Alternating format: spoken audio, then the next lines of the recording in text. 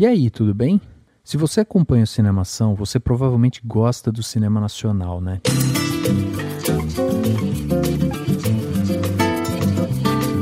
Até porque com tanta diversidade de filme, não tem como não gostar.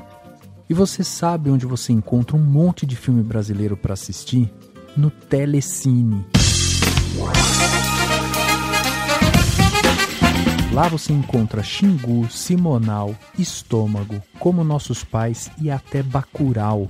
Sem contar os grandes sucessos das franquias. Tropa de Elite, Vai Que Cola, De Pernas Pro Ar, Minha Mãe é uma Peça e muitos outros. Tudo isso junto com um total de mais de 2.000 títulos e uma assinatura cujo primeiro mês é grátis. Tá esperando o que então? É só você clicar no banner que está no post desse podcast e ficar em casa com o Telecine. Em um mundo de fantasia. Na verdade, é na internet. Em que os filmes são analisados. Também tem biografia, entrevista, debate, um monte de coisa, né? Sim, um podcast se destaca. Podcast Cinemação. Só no cinemação.com.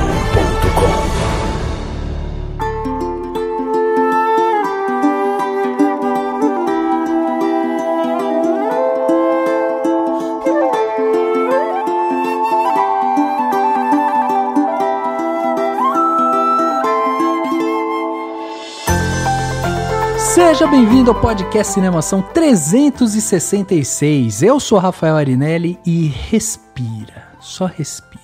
Eu sou Domênica Mendes e eu realmente acho que a humanidade tem jeito e a história tá aí pra mostrar isso. Foi um otimismo aí, hein? Será ou será que é ciência? Se não for também, né? Se não tiver otimismo. Eu sou Marina Anderi e eu tô mantendo minha sanidade e uma dancinha do TikTok por vez. Olha! Mídias novas, moderna ela. Pode ser porque eu trabalho no TikTok, pode ser, mas assim, continua. Eu sou Daniel Cury e sem arte, a Terra é só uma letra R. Nossa, boa. Olha, eu precisei pensar um pouco, assim, fiquei um tempo, deixa eu... Sabe o meme da Nazaré Tedesco? Fiquei eu agora, aí, deixa eu pensar. Sabe? É verdade. Escreve arte, escreve terra, tira arte. Isso é uma piadoca aí dessa galera que faz letras, sabe? Daí é difícil da gente entender. Muito intelectual. Não dá, né? A gente não tá preparado pra isso. Não. Assim, nesse horário não dá, né? No meio de uma pandemia. Poxa, Dani. Poxa.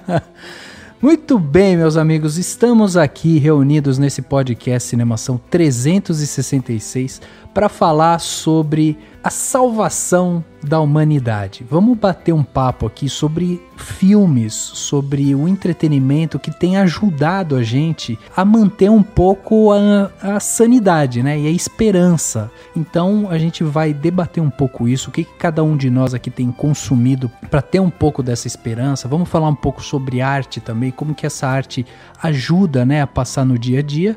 E para bater esse papo aqui, a gente tem duas estrelas aqui para conversar com a gente. Temos aqui a Domênica, que volta depois de um longo e tenebroso inverno. Aí ela voltou. A Domênica, que é mãe do podcast É Delas, está aqui com a gente hoje. Domênica, obrigado pela sua presença. Que felicidade ter você com a gente aqui em meio a essa pandemia.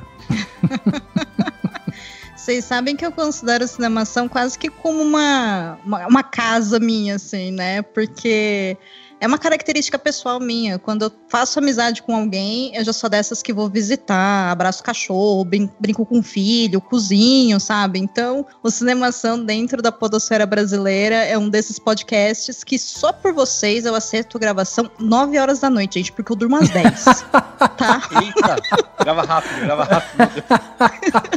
E eu não tô falando pra gente gravar cedo ou pra encurtar, não é isso. Estou dizendo que por vocês eu fico acordada até mais tarde e cago a minha semana depois, porque faz parte. Pô, que legal, que honra poder ser aí um personagem que estraga o resto da sua semana de sono. Ficamos muito felizes com isso. Olha o drama, olha, a pessoa distorce o que é dito. Ai, gente, olha, não é fácil, né? Mas enfim. Se apresenta, né, pra quem ainda não conhece você, pra quem ainda não te ouviu, a Domênica tem vários episódios aqui dentro do podcast Cinemação que ela participou com a gente, mas eu queria que você se apresentasse aí, né, pra quem nunca ouviu sua voz, não sabe de onde você veio, então conta um pouquinho aí, quem é você nessa podosfera? Claro. Bom, pessoal, eu sou Domênica Mendes, vocês me encontram por trás do projeto Podcast é Delas, que tem inúmeras etapas e muita coisa acontecendo. E para quem gosta de podcast, vocês que gostam de filmes, eu tenho um projeto em podcast chamado Perdidos na Estante, que é um podcast de literatura, mas onde a gente fala sobre livros que foram adaptados para o cinema. Sabe essa polêmica, né? O livro é melhor que o filme? Então, nem sempre, mas às vezes é. É uma boa definição. Às vezes, né, o que estraga é o remake, inclusive, né, cinema, a gente podia parar com isso, né? Mas enfim, então convido vocês a conhecerem o Perdidos na Estante, ele tá em qualquer agregador de podcast e também fica lá no site Leitor Cabuloso. E no podcast é Delas, que vocês podem acompanhar pelas redes sociais e pelo site, eu organizo toda a rede, eu que faço a campanha, eu tô sempre envolvida aí com essa causa de promoção de mais mulheres na mídia podcast, e agora eu tô com um projeto novo chamado Estúdio 31, o estúdio é normal, 31 em número, onde ele é um podcast para ensinar a fazer podcast diretamente da sua casa com a ferramenta que você tiver. Então, se você tem um celular, dá para fazer. Se você tem um microfone bom, dá para fazer. Se você tem um computador, dá para fazer. Então, acompanhe também o Estúdio 31. Inclusive, ele vai ter uma etapa agora no mês que vem de uma oficina prática para mulheres, onde eu vou ensinar para elas tudo para elas começarem a fazer os seus próprios podcasts totalmente na faixa, desde a ideia de concepção do que é um episódio até chegar no feed, passando por uma edição bem basiquinha, só para ter aquele gostinho de ser uma mulher que faz podcast. E depois, se quiser, claro, a rede podcast delas está lá de portas abertas para oferecer toda a infraestrutura que elas precisam. Então, fiquem de olho, porque o podcast delas tem muita coisa legal e está sendo incrível trabalhar nesse projeto esse ano. Pô, que demais! Olha, demais mesmo. É muito legal a gente ver pessoas assim, entusiastas, que estão ali ajudando a fomentar o podcast no Brasil, principalmente, né, colocando na linha de frente ali as mulheres. Foi demais esse projeto da Domênica, por isso que a gente sempre tenta ajudar a divulgar aí. Então, Dô, obrigado pela sua presença aqui. E temos também a presença da Marina Andere, Marina que já esteve aqui para falar com a gente de tanta coisa também, já faz parte também da família do Cinemação, e eu acho que a melhor maneira de definir quem é a Marina é lendo sua bio do Twitter, né? Que é sofrendo por personagens fictícios desde 96 e gerente de marketing do Potterish, né, Má?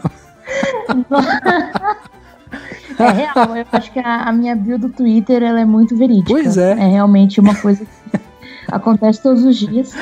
Agora mesmo eu tava lendo uma fanfic sofrendo junto. Então é realmente é isso. Sofrendo. Bom, eu sou gerente de marketing do Potterish, que é um portal de Harry Potter, maior da América Latina. E lá, nessa parte de marketing, tudo que é as redes sociais, essas coisas, é eu que gerencio. E tamo aí. Realmente, às vezes surgem algumas coisas. Esse ano não tem filme, provavelmente ano que vem só. Quando os cinemas voltarem, né? Então, talvez daqui mais tempo aí. Estamos aí fazendo projetos, pensando em coisas pra passar esse tempo. A gente tá com um projeto agora de dar uma repaginada nas redes sociais. Estamos fazendo retradução de algumas coisas para publicar de novo, para o pessoal ter conteúdo nessa época. Que legal. Né? Acho que, principalmente pensando aqui no tema, né, do podcast, essa é uma hora que vale muito você voltar para essas coisas que te dão conforto. E se você é fã de Harry Potter, então reler o livro, rever os filmes e também tá a par de novas informações, conversar sobre isso é uma coisa que pode te deixar mais tranquilo, né, no seu dia a dia. Sim, é isso aí. Cara, demais. Dá pra ver que hoje vamos ter muita coisa boa pra falar aqui com duas pessoas excelentes, além do Daniel, que todo mundo já conhece, né? Essa voz sedosa e gostosa. Daniel, que foda-se, vocês já sabem. Além do Daniel que tá aí, vocês já conhecem, é isso aí, gente. Poxa, ele teve um elogio, gente. Tava elogiando essa voz do Daniel, que é sempre sedosa, uma voz calma, uma voz tranquila, que dá aquele calorzinho no coração. Depois de chupar a balinha de gengibre. Já até esqueci o nome do negócio. Gengibre. Muito bem, gente. Vamos então bater um papo aí, né, sobre esse otimismo que a arte pode trazer aí através do entretenimento e tal, nesse momento complicado que a gente está vivendo. Vamos bater esse papo logo depois do quadro Repercussão. Confira o que rolou durante a semana. Eu começo. Agora no Repercussão.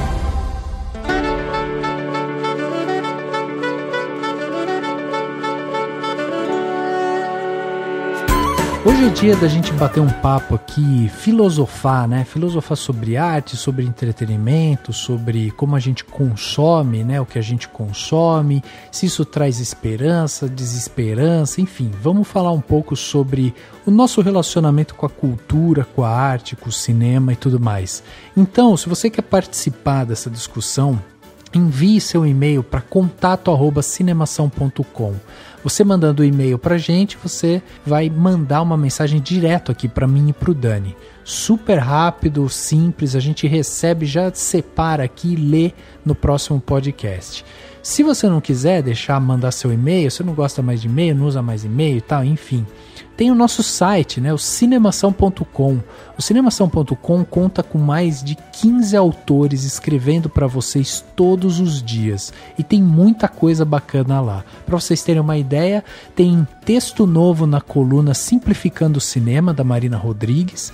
Tem também um texto novo da Rebeca Araújo, que fala: precisamos falar sobre Noiva Cadáver. Olha que legal esses artigos. E você também vai encontrar lá análise da primeira temporada de Hollywood, uma série que foi recomendada aqui recentemente pelo Henrique e agora já tem crítica lá dentro do Cinemação. Além do Geração M, podcast aqui da casa, que tem como host o Henrique Risato e o Antônio Chachim Dias, e recentemente eles entrevistaram um artista que trabalhou na animação 3D de Pokémon. Cara, o pessoal lá tá indo bem, viu? Tem muito papo legal e em breve o Daniel estará lá participando do podcast do Geração M, né, Dani? Vou ir falando de livros, falando de coisa boa, de arte. Olha aí que bacana. Então, vai lá, inscreve, né? Procura Geração M no seu agregador de podcast, assim como o podcast do Cinemação, pois nós estamos no Spotify, no Deezer, no Google Podcast, no YouTube, no SoundCloud e em todos os principais agregadores de podcast. É só procurar por Cinemação. Lembrando que você também pode contribuir com o Cinemação, né? Você pode contribuir mensalmente com um valor, inclusive baixo, pode ser a partir de R$1 somente, se você quiser, ou mais, é claro.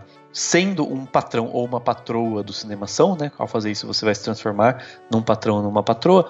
Você vai fazer parte do nosso grupo no Facebook e do nosso grupo no WhatsApp, que está sempre cheio de debates, a galera trocando ideias, e você vai poder conhecer gente nova e gente que gosta das mesmas coisas que você. E você ainda vai receber presentes exclusivos todo ano do Cinemação. Além disso, você pode divulgar produtos e serviços também, dependendo do valor, é claro. É só entrar no cinemação.com/contribua ou clicar no botão Contribua. Aí lá tem várias opções. Você pode apoiar a gente pelo Padrim, pelo Patreon, pelo Apoia-se e agora pelo PicPay, que é um formato super legal também, que é um aplicativo que você baixa, ele é super prático, você coloca o QR Code, já tá lá, já tá contribuindo. O PicPay é super prático para quem utiliza e para quem gosta, então tem mais uma opção para você ser patrão ou patroa do Cinemação. Então vai lá no cinemação.com/contribua e seja um patrão ou uma patroa do Cinemação. E temos outra novidade aqui para contar para vocês, que é o seguinte: estamos no Telegram. Pois é, a gente tem um grupo no Telegram, basta você procurar por Cinemação lá no Telegram e você vai encontrar um grupo que hoje já tem mais de 30 pessoas lá, e a gente fica fazendo enquetes, a gente fica mandando notícias, a gente fica divulgando coisas, manda mensagem, eu mando uma mensagem, o Dani manda uma mensagem e tal. Enfim, o Telegram tá lá, a gente tá fazendo esse teste, estamos vendo como é que ele funciona e tal. Então é muito legal que, se você quiser participar, você entra lá no Telegram, fala também o que você acha, né? Vai lá ver como é que tá e tal. Geralmente tem saído todo dia alguma coisa lá. Procure o Cinemação no Telegram para você ter mais essa porta de entrada aí pro entretenimento. E chegando aqui na parte onde as pessoas saíram dos seus armários e mandaram seus comentários aqui pra gente, recebemos aqui um comentário muito bacana do Ricardo Sergent. E ele mandou um comentário no nosso último podcast Cinemação 365, qual a importância de Star Wars para o cinema. Ele escreveu o seguinte: vocês são demais, excelente podcast de cinema.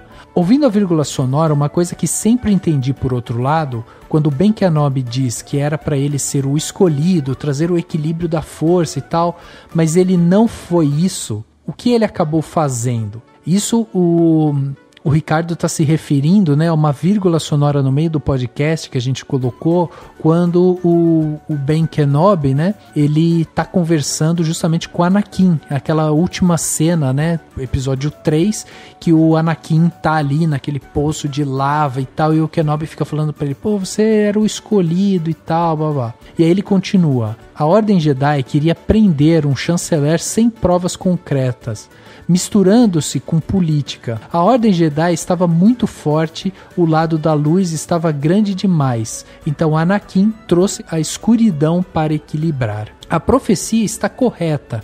Claro que após algum tempo a escuridão estava forte demais, e por conta disso veio o Luke. O equilíbrio na força seria algo próximo à história da Ahsoka. Próximo também à ideia de Luke no episódio 8. Pois é interessante esse comentário aqui do Ricardo, porque ele está mostrando, né, que desde o episódio 3 já existia um diálogo ali dentro de Star Wars, que o melhor caminho, ao invés de ser a luz ou o lado negro ali e tal, era justamente o equilíbrio, né? Então é interessante dele ter reparado isso através da vírgula sonora, né? E eu tenho aqui o comentário da K. Ela comenta sempre no SoundCloud, inclusive, que é outro espaço para comentar, né? E ela comentou uma coisa rapidinha que é super interessante, lá no podcast 356, sobre séries que marcaram. Ela colocou assim, ó: tentei maratonar Smallville na Amazon e ó, não recomendo. Não lembrava que era a mesmíssima história contada à exaustão. Preferia não ter revisto. Né? E é aquele debate que a gente fez sobre tem coisa que é melhor não rever, deixa na nossa memória. Deixa no passado. Deixa no passado.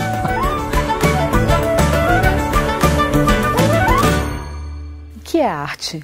Essa é, na verdade, uma pergunta sem resposta. Uma pergunta sem resposta porque o conceito de arte é um conceito mutável.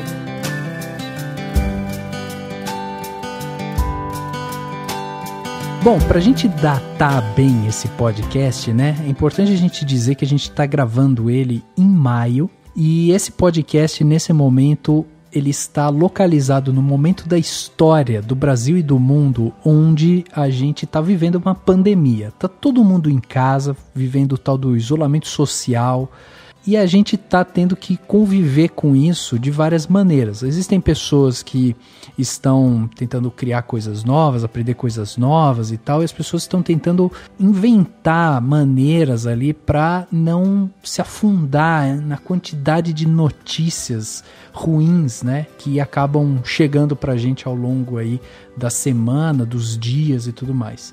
E é óbvio que quando a gente começa a pegar essas notícias, a gente vai vendo o número de mortes, números de infectados e tal, dá aquela tristeza, a gente fica desesperançoso, a gente vai vendo também todo um problema político que está sendo construído hoje aqui, né, no Brasil, como a gente está vendo.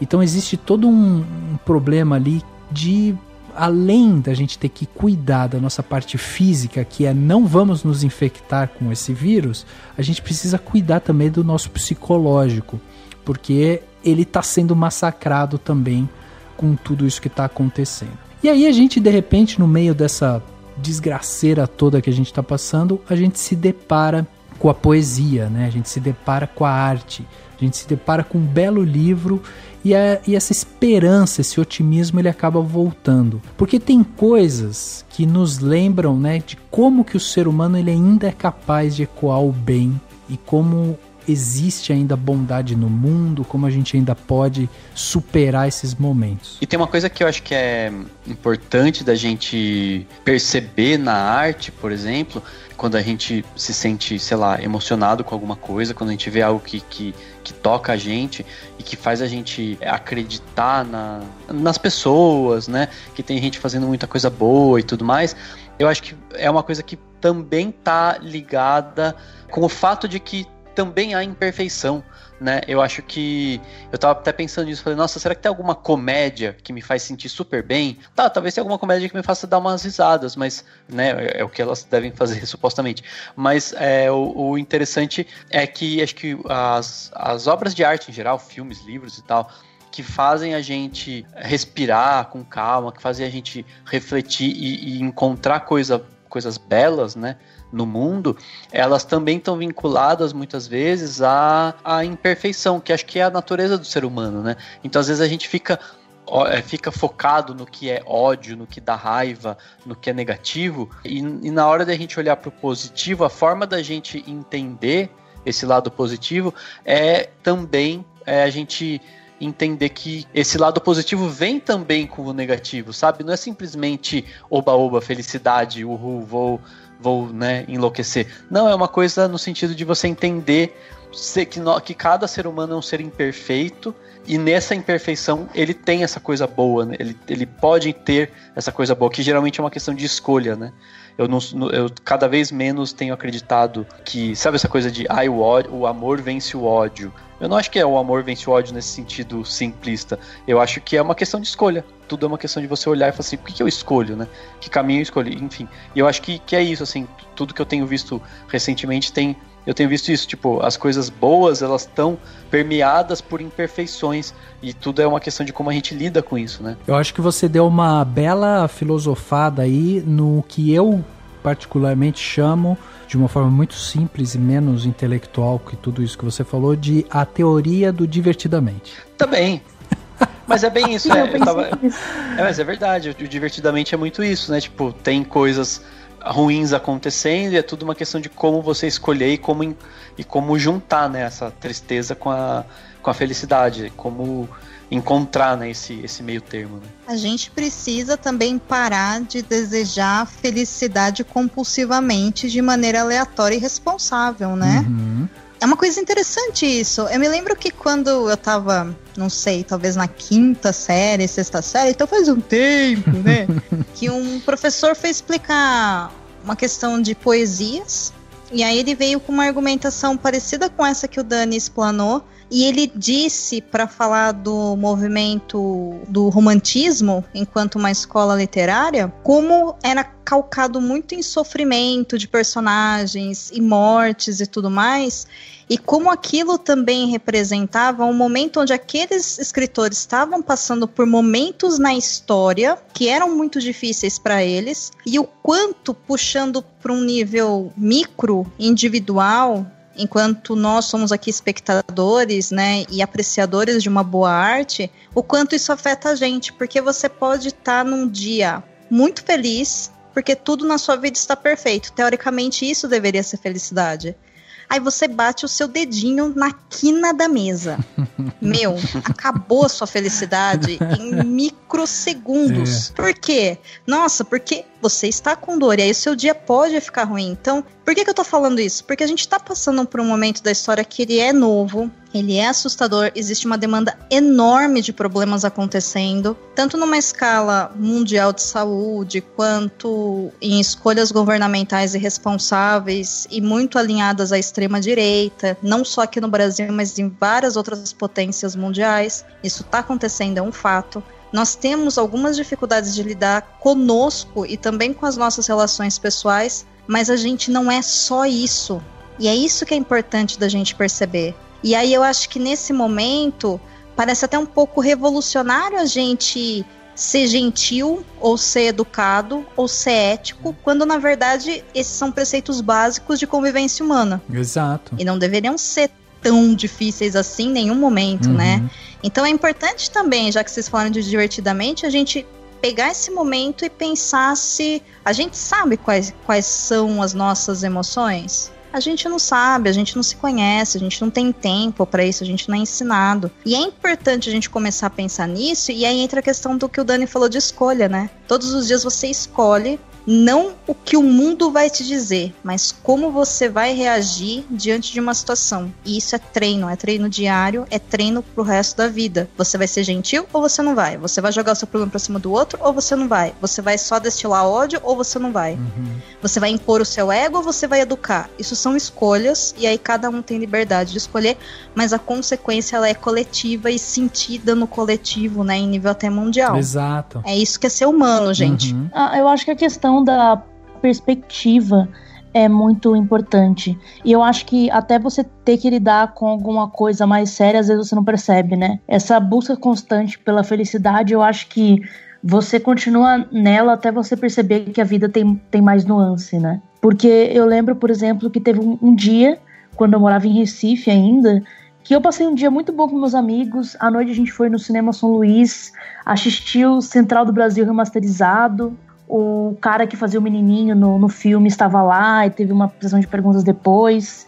E, pô, veio Central do Brasil no cinema e todo mundo, nos créditos, todo mundo emocionado e fungando, sabe? E depois a gente foi... Eu vi que a Maeve Jenkins tá lá, que fez Som ao Redor, que fez Aquários. E um amigo meu é muito fã dela. E eu falei, vou falar com ela. Só que eu tava muito nervosa. Decidi falar e ela foi super simpática, maravilhosa. A gente teve um papo super bom. E saindo de lá, eu entrei no meu carro, meus amigos também, eu falei, gente, nossa, como eu tô feliz. Que dia bom, assim. Não consigo pensar num dia melhor. E aí eu fui abastecer meu carro e eu percebi que eu esqueci minha carteira em casa. Aí eu, ai meu Deus, o que eu vou fazer? E aí eu deixei, aí pô, é uma situação estressante, mas aí eu deixei meus amigos lá como garantia pro cara. Fui pra casa. Adorei.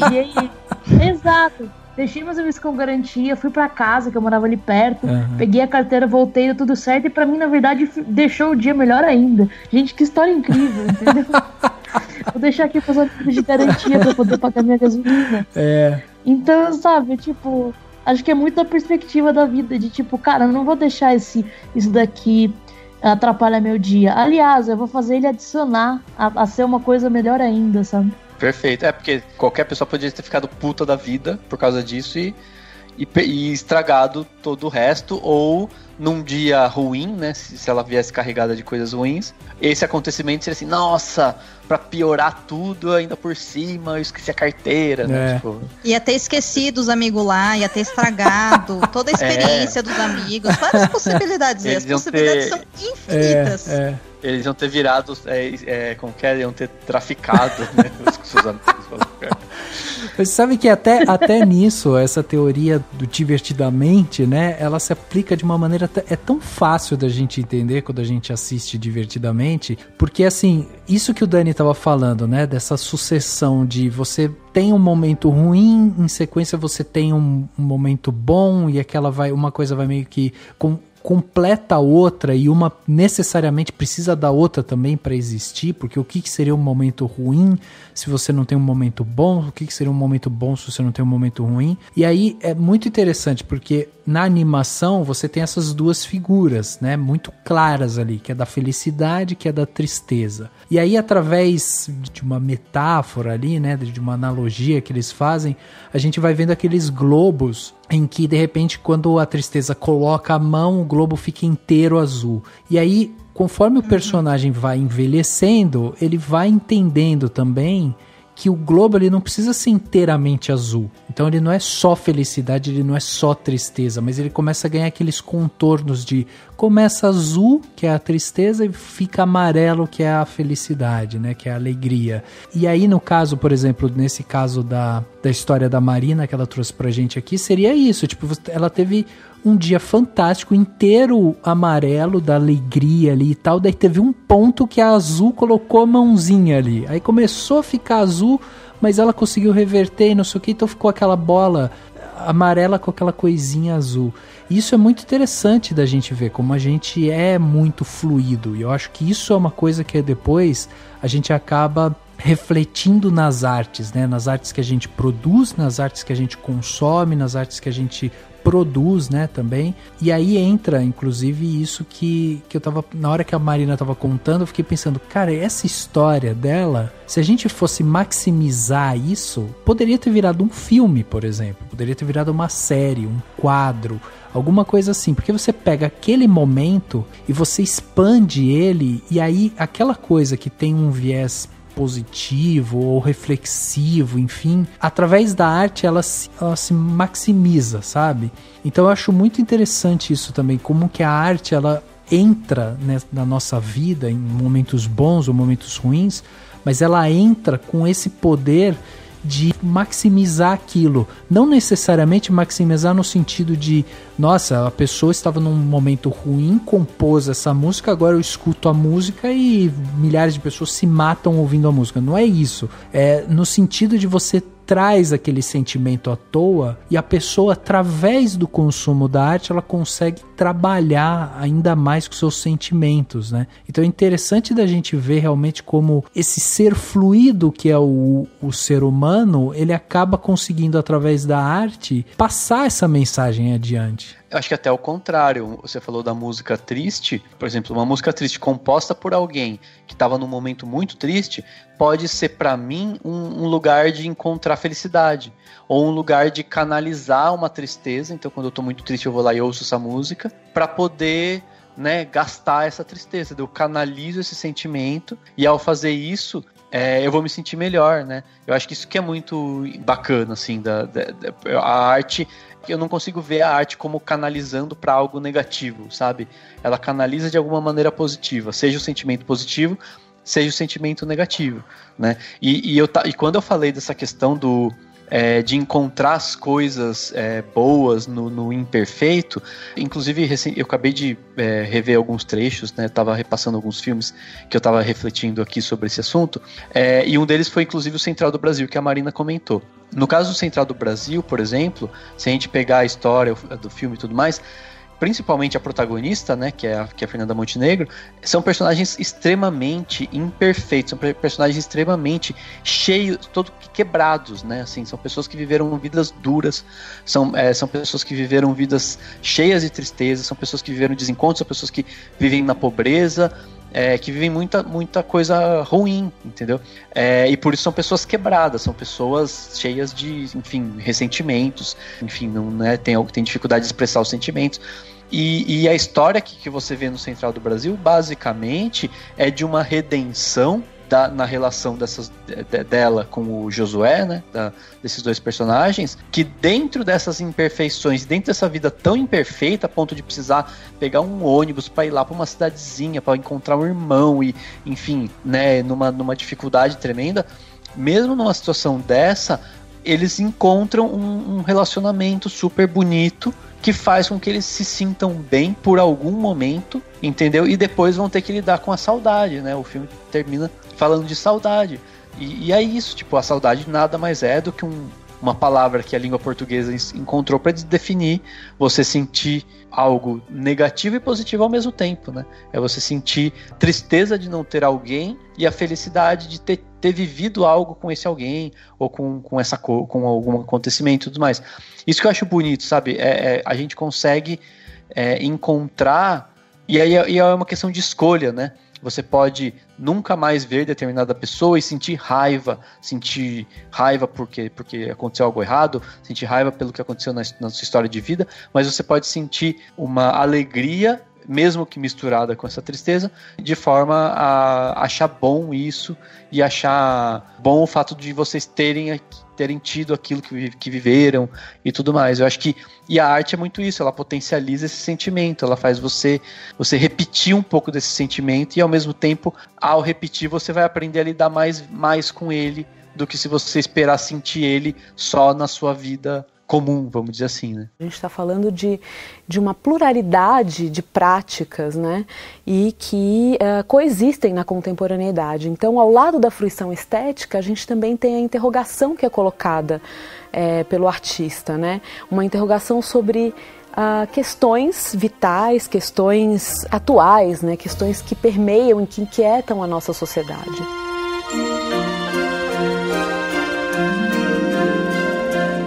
Eu acho que nesse caso, tipo, a arte, ela tem esse poder dessa maximização, sabe? De você pegar um objeto ali, de você quer entender ele, você quer se aprofundar nele, a pessoa vai lá e cria um simbolismo para aquilo, e aí outras pessoas vão fazer sua interpretação a seu modo. Então não necessariamente vai ser sempre algo positivo. Às vezes você pode trazer coisas que tem uma certa repulsa, né, ou que, sei lá, instigam alguma coisa na pessoa que não é necessariamente bom e tal, mas eu acho que o grande poder da arte é justamente provocar essa reflexão, sabe? É tipo, ó, vamos pegar isso daqui, você vai refletir sobre isso.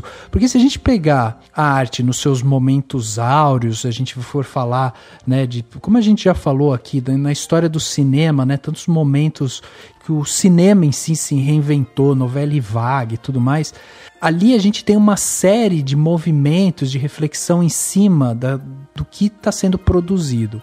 Agora, você pega também momentos complicados da arte, como por exemplo o regime nazista e tudo mais, a arte também era usada como um mecanismo de conexão com as pessoas, e ela provocava isso, né? Ela fazia com que as pessoas sentissem, olhassem aquilo e refletissem e fossem provocadas por aquilo. O próprio Hitler falava isso, né? O Hitler falava que ele precisava criar peças de arte não para elite e tal, ele precisava porque ele precisava provocar a classe mais baixa, trabalhadora e tal. Ele tinha que chegar nessas pessoas, porque era através dessa provocação que ele conseguiria criar um movimento ali. Então a arte, ela tem esse poder dessa reflexão. Não necessariamente muitos governos autoritários têm como primeira atitude justamente podar a construção da arte ou da cultura e tal, né, de uma forma livre. Eles querem engessar. Sim. Que daí entra a discussão se né? Claro que eu entendo que no sentido de que, por exemplo, se você for estudar cinema, algumas peças da propaganda nazista são importantes de se estudar, mesmo tendo tido o efeito negativo que tiveram, etc. Mas fica... Assim, eu tenho um pensamento meio provocativo quanto a isso. Eu já até escrevi alguma coisa em algum momento, que uma vez eu escrevi algo no sentido assim, de que quem gosta de arte necessariamente gosta de diversidade. Quem gosta de arte não gosta de proibição. Quem gosta de arte não gosta do preconceito, né? Na minha concepção, para você apreciar a arte, a partir do momento em que ela se baseia em você perder as suas amarras para entender o outro, ela passa pela ausência do preconceito, ou pelo menos pela tentativa de retirar esse preconceito.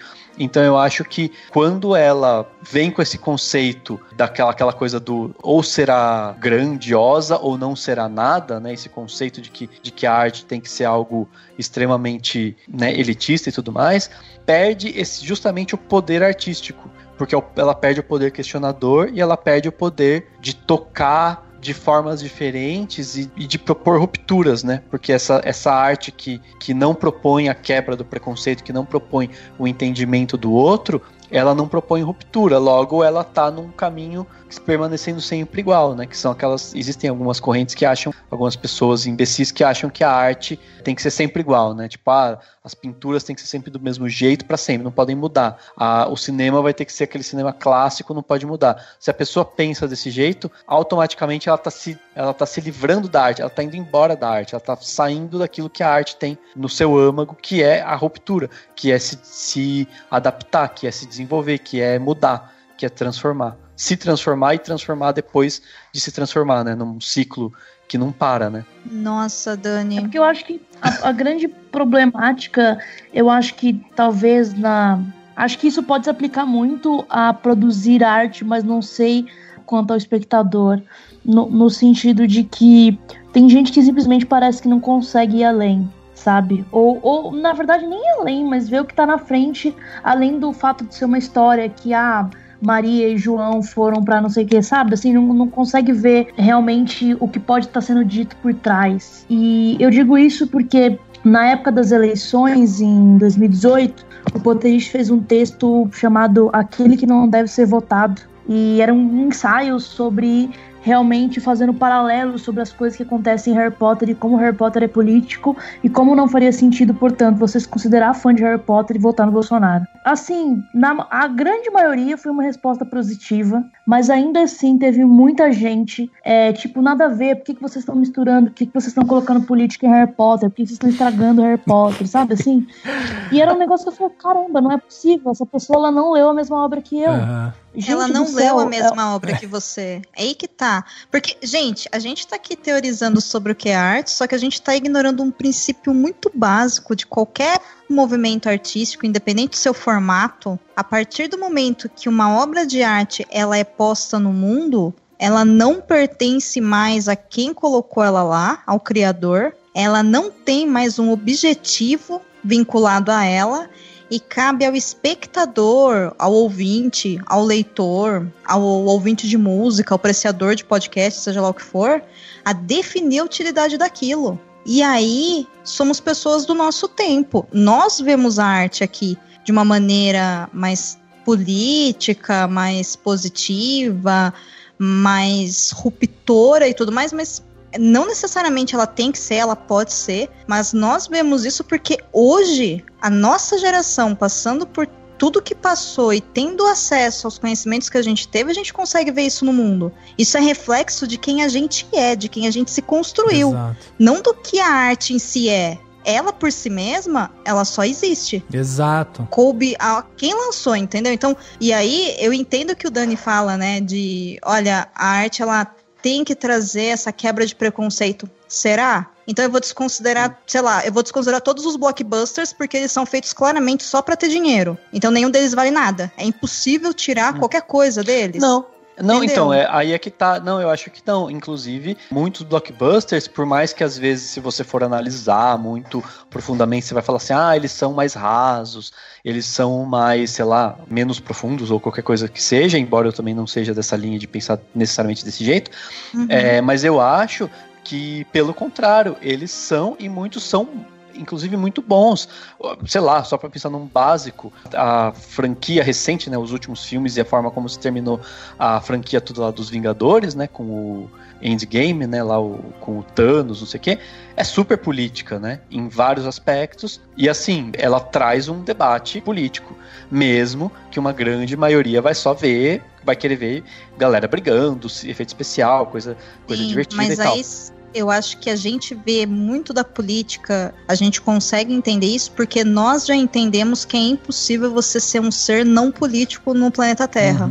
Sim, entendeu? Então, mas eu acho... Eu entendo o que você quer dizer e eu concordo em partes, mas eu tenho a impressão de que fica alguma coisinha, entendeu? Fica, com certeza. Eu acho que fica. Mesmo uma pessoa que, tipo, sei lá, uma pessoa que não consegue pensar em coisas muito profundas, uma pessoa que talvez não tenha tido acesso a debates muito complexos e que só foi ver o Vingadores, só pra gente citar aqui, porque a gente tá usando esse como exemplo, foi lá ver todos os filmes dos Vingadores, da Marvel e tudo mais. Essa pessoa pode não pensar muitos, mas vai ter alguma coisinha que vai fazer ela se questionar se matar metade do planeta, metade das pessoas, resolve alguma coisa, o quanto de...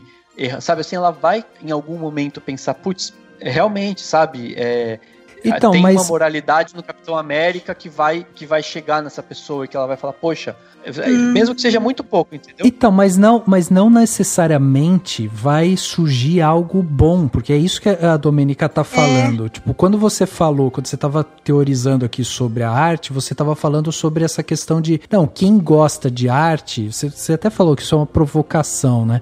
Mas quem gosta de arte, você não consegue enxergar como uma pessoa que, né, vai gostar de, sei lá, é uma pessoa mais quadrada ou, sei lá, conservadora. Agora, a arte em si, é difícil de você inserir nela justamente esse conceito do que é o certo, o que é o errado, porque é isso que a Domenica estava falando. A partir do momento que a arte ela é produzida, então vamos pegar aqui, esse filme aqui, do Vingadores que a gente está dando como exemplo. A mesma arte, o mesmo filme que está no cinema que eu pego aquilo ali e falo, nossa, gente, olha só, não ia adiantar nada matar metade da humanidade, a gente tem que cuidar do outro, sabe? O problema é a fome, não sei o que. Tipo, vou pegar aquilo ali, porque eu tenho o meu background, eu tenho o meu histórico. A pessoa do meu lado tá olhando aquilo ali falando, caraca, tá vendo? O cara tentou resolver, não conseguiu, teve que matar o Thanos. Porque é assim, a gente só resolve as coisas eliminando o outro, cara.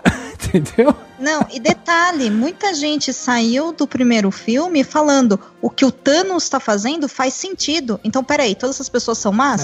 Existe um argumento lógico, porque a gente tem uma tendência também a achar que aquilo que é distonante do que a gente pensa não tem lógica. E pelo amor de Deus, gente, o neofascismo tá aí. O nazismo, que já foi citado pelo Rafa, existiu na história da humanidade. A gente sabe o que é isso. Em algum momento da sua vida, você já ouviu falar de Hitler, ou de nazismo, ou de matar judeu, entendeu? E você sabe que a gente tem essa característica também destrutiva.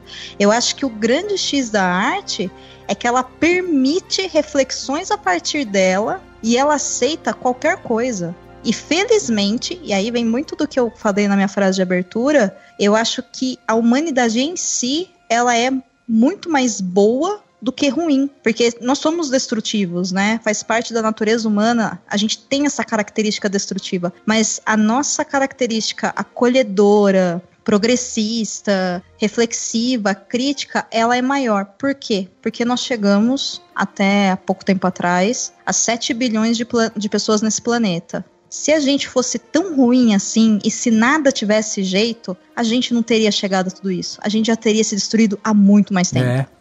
Não, e talvez a arte seja justamente esse coração do que a gente chama de algo democrático, de algo plural, de algo multifacetado, sabe? A arte é justamente isso, ela não tem essas amarras. E justamente o que acontece muito é que quando a gente se depara com governos autoritários e tal, eles tentam justamente amarrar a arte. E aí você começa a destruir exatamente o que é aquilo que é a essência da arte. Eu já falei aqui no podcast, inclusive, várias vezes, que eu acho que a gente tem mais é que fazer filme. Tipo, aqui no Brasil, a gente tem que fazer filme de tudo. A gente tem que contar a história do assassino da Luz Vermelha, da Richthofen, a gente tem que contar a história das pessoas mais deploráveis que passaram pelo Brasil, como a gente tem que contar a história das pessoas mais brilhantes que passaram por aqui. Porque justamente o cinema, a arte e tal, ele tá aí para ser livre. Então a pessoa que se sente compelida a contar uma história ou defender de repente alguém e tal, ela tem que ser livre para fazer isso, ir lá, colocar no ar, divulgar, produzir seu filme e tal, e colocar ele para ser visto com a mesma liberdade que eu vou ter também se eu quiser contar uma outra história. Então, é isso que a Domênica estava falando, eu acho que é justamente o coração da arte, né? O como ela consegue ser uma ferramenta super democrática. A partir do momento que você chega ali e fala assim, olha, eu não vou mais dar incentivo para filmes LGBT, eu não vou mais dar incentivo para, sei lá, não vai ter mais mulher dirigindo filme e tal. Você começa a fazer essas podas, você tá pegando o que é a essência da arte, que é essa liberdade, é essa visão de mundo, essa pluralidade, não sei o quê, e você tá reduzindo tudo isso a pó. Você tá pegando e tirando uma série de possibilidades que a arte te daria e você tá cortando tudo aquilo na raiz e a arte deixa de produzir aquilo que é a sua missão, né? Vamos dizer assim, que é justamente trazer essa reflexão. Ou ela chega de outra maneira, né? Exatamente. Ou ela chega de outra maneira, porque quem produz vai produzir de alguma coisa, nem que seja deixar de fazer um filme porque não teve incentivo para escrever um livro, né? Pra fazer alguma coisa que seja entrando um pouco mais aqui, né, no tema desse podcast, que a gente estava falando sobre otimismo e tal. Eu lembro de um episódio que a gente fez aqui no Cinemação, quando a gente estava, assim, tinha acabado de eleger o Bolsonaro e tal, a gente estava entrando nesse governo, a gente já estava com muito desesperançoso, já tinha, assim, atitudes ali que mostravam. Depois a gente fez outros episódios falando sobre a situação do cinema nacional e tal, e algumas coisas eu percebo que a gente consegue extrair disso, que é o que a gente estava falando antes. Muitas vezes o otimismo, ele precisa ser extraído dessa situação horrorosa que a gente tá vivendo. Então, eu lembro que quando a gente gravou, a primeira vez que a gente gravou, quando tava entrando nesse governo agora, a gente chegou ali e a gente falou, não, vai ser ruim, não sei o que, tá, mas chegou uma hora que eu falei, gente, talvez isso inspire as pessoas e talvez traga outras coisas, sabe? Talvez a gente consiga ver outras coisas. Talvez os artistas tenham que ser mais artistas. Agora os artistas tenham que falar, tenham que se expressar mais. Talvez a gente tenha que criar mais. A arte tenha que, sabe, se reinventar. Então, assim, de todas essas situações horrorosas que a gente passa, o otimismo ele precisa ser extraído disso, né? Porque é nessas situações temerárias que a gente consegue se reinventar, que o ser humano consegue trazer alguma coisa boa. O campo da arte contemporânea, ele é um campo de relações, né? E é por isso que ele muitas vezes também incomoda, né? Então a gente viu recentemente, né, principalmente no ano passado, a arte, o campo da arte sendo utilizado como ferramenta de discussão política, né? Ou muitas vezes como uma ferramenta também de propaganda política, né? Ou os usos que se faz do campo da arte para se entrar numa agenda política. Eu acho que tem alguns filmes que trazem essa característica, que é isso, que é assim, você vai assistindo o filme e só vai acontecendo merda. Aí tem um momento que, pá, tipo, deu certo. E quando a gente falou desse tema, o primeiro filme que pipocou na minha cabeça foi A Procura da Felicidade, que é um filme que eu adoro, filme com Will Smith e tal. Conta a história do Chris Gardner, né? Que é um cara que chegou a viver na rua, né? Ali com o filho e tal. E o filme é isso, é uma sequência de problemas e problemas e problemas e problemas. E o ápice do filme é justamente no seu final, quando ele consegue um emprego. E aí você olha aquilo e fala... eu sofri tudo isso pra esse momento, sabe? Pra chegar aqui e chorar junto com ele e conseguimos e vencemos, sabe? E você sabe um negócio que tem a ver até...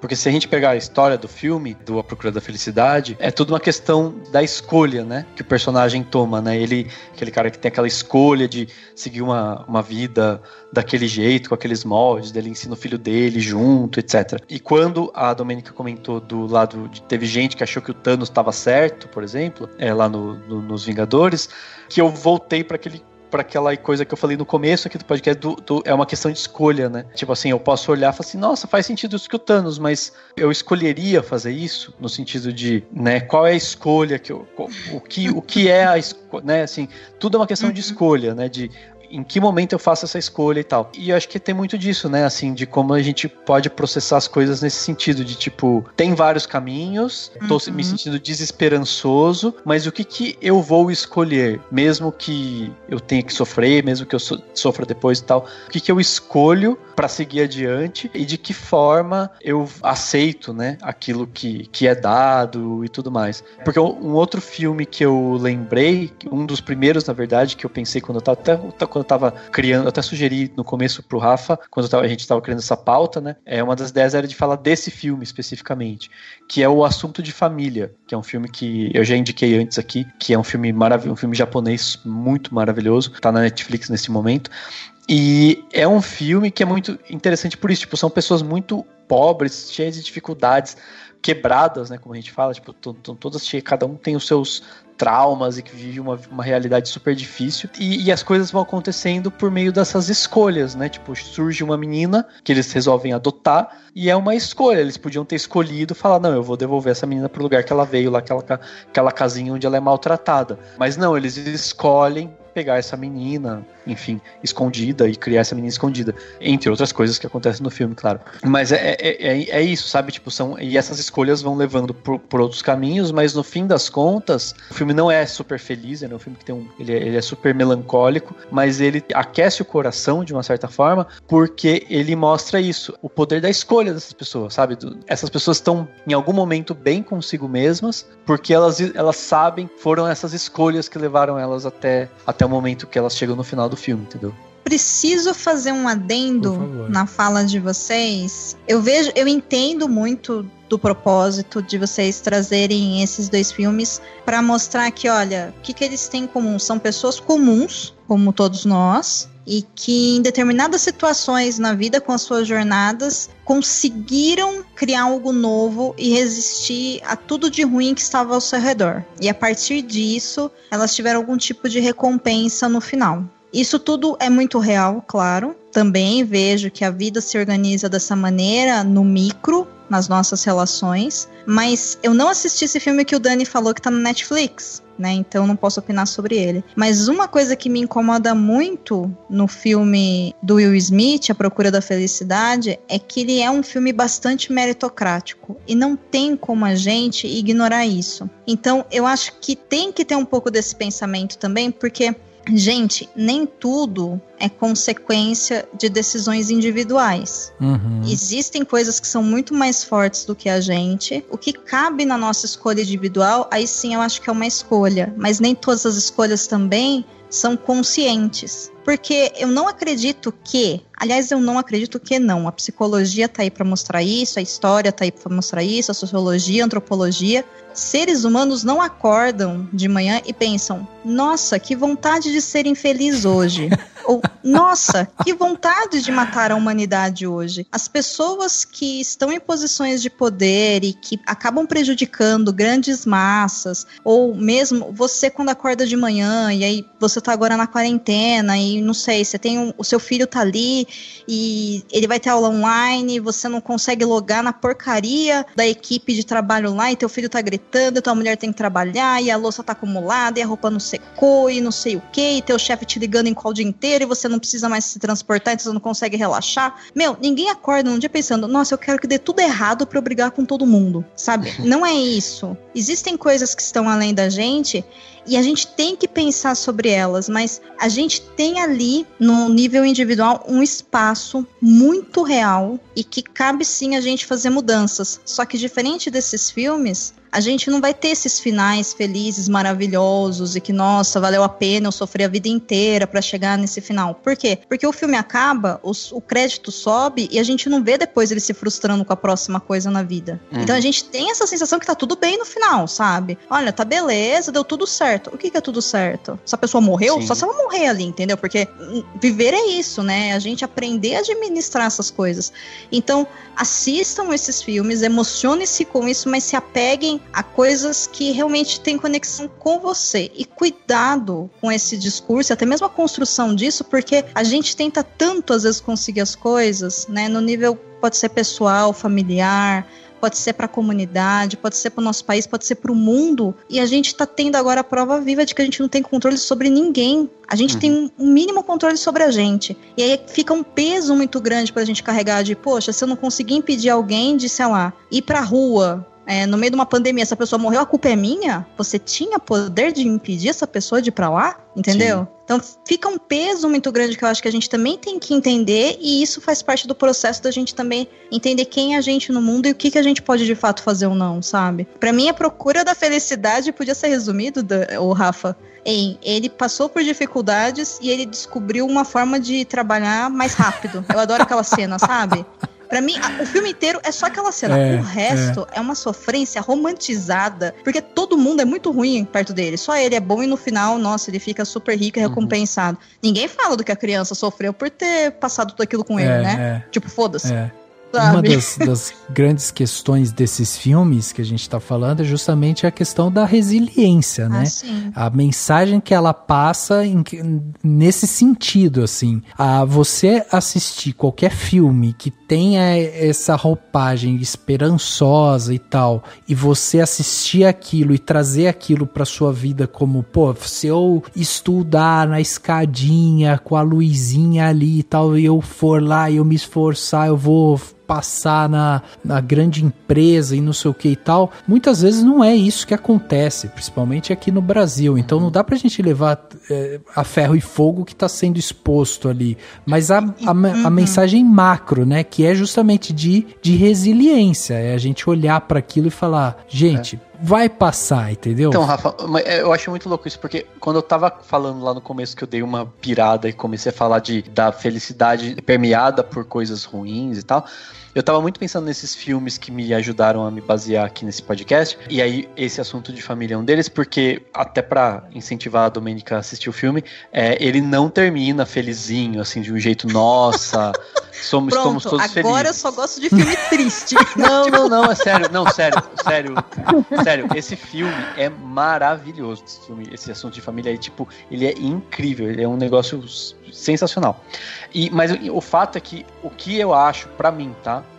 O que me deixa feliz, não feliz, mas o que me dá esperanças são esses filmes que tem esses finais mais melancólicos, justamente porque eles dão um ar de que, olha, não tá tudo resolvido, não é um final super feliz, mas é um final real, do qual você consegue extrair felicidade, algo de feliz, algo de positivo, e que mostra que as coisas vão continuar, que vai continuar tendo tristeza misturada com felicidade, que vai continuar divertidamente da vida e tal. Então eu acho, é muito isso, sabe? E aí eu acho que assim, pelo menos pra mim, e aí por isso que eu tava falando dessa mistura, né, das coisas, pelo menos pra mim, o que me deixa esperançoso os filmes que me fazem acreditar no ser humano, como a gente fala, são esses que mostram que as pessoas, mesmo quebradas, mesmo cheias de problemas, mesmo em momentos limites, assim, elas conseguem chegar a algum lugar, se recuperar, né, se reconectar e seguir, né, tipo, tem uma frase que eu gosto muito do Hemingway, que ele fala que o mundo quebra todo mundo e no final a gente é forte nas partes quebradas, né, então, tipo, a gente vai sofrendo, vai se desfacelando, se machucando, e a gente se fortalece nessas partes quebradas. E eu acho que os filmes que mostram um pouco disso conseguem me deixar mais reconfortados do que os que têm um final feliz muito maravilhoso. Assim. A arte é uma forma, hoje, a arte é uma forma de conhecer, né, de conhecimento que muitas vezes não obedece ao protocolo da ciência, por exemplo, né, das ciências duras ou mesmo das ciências humanas. Então, a arte, ela se permite tratar de questões que a ciência também trata, mas de uma outra forma.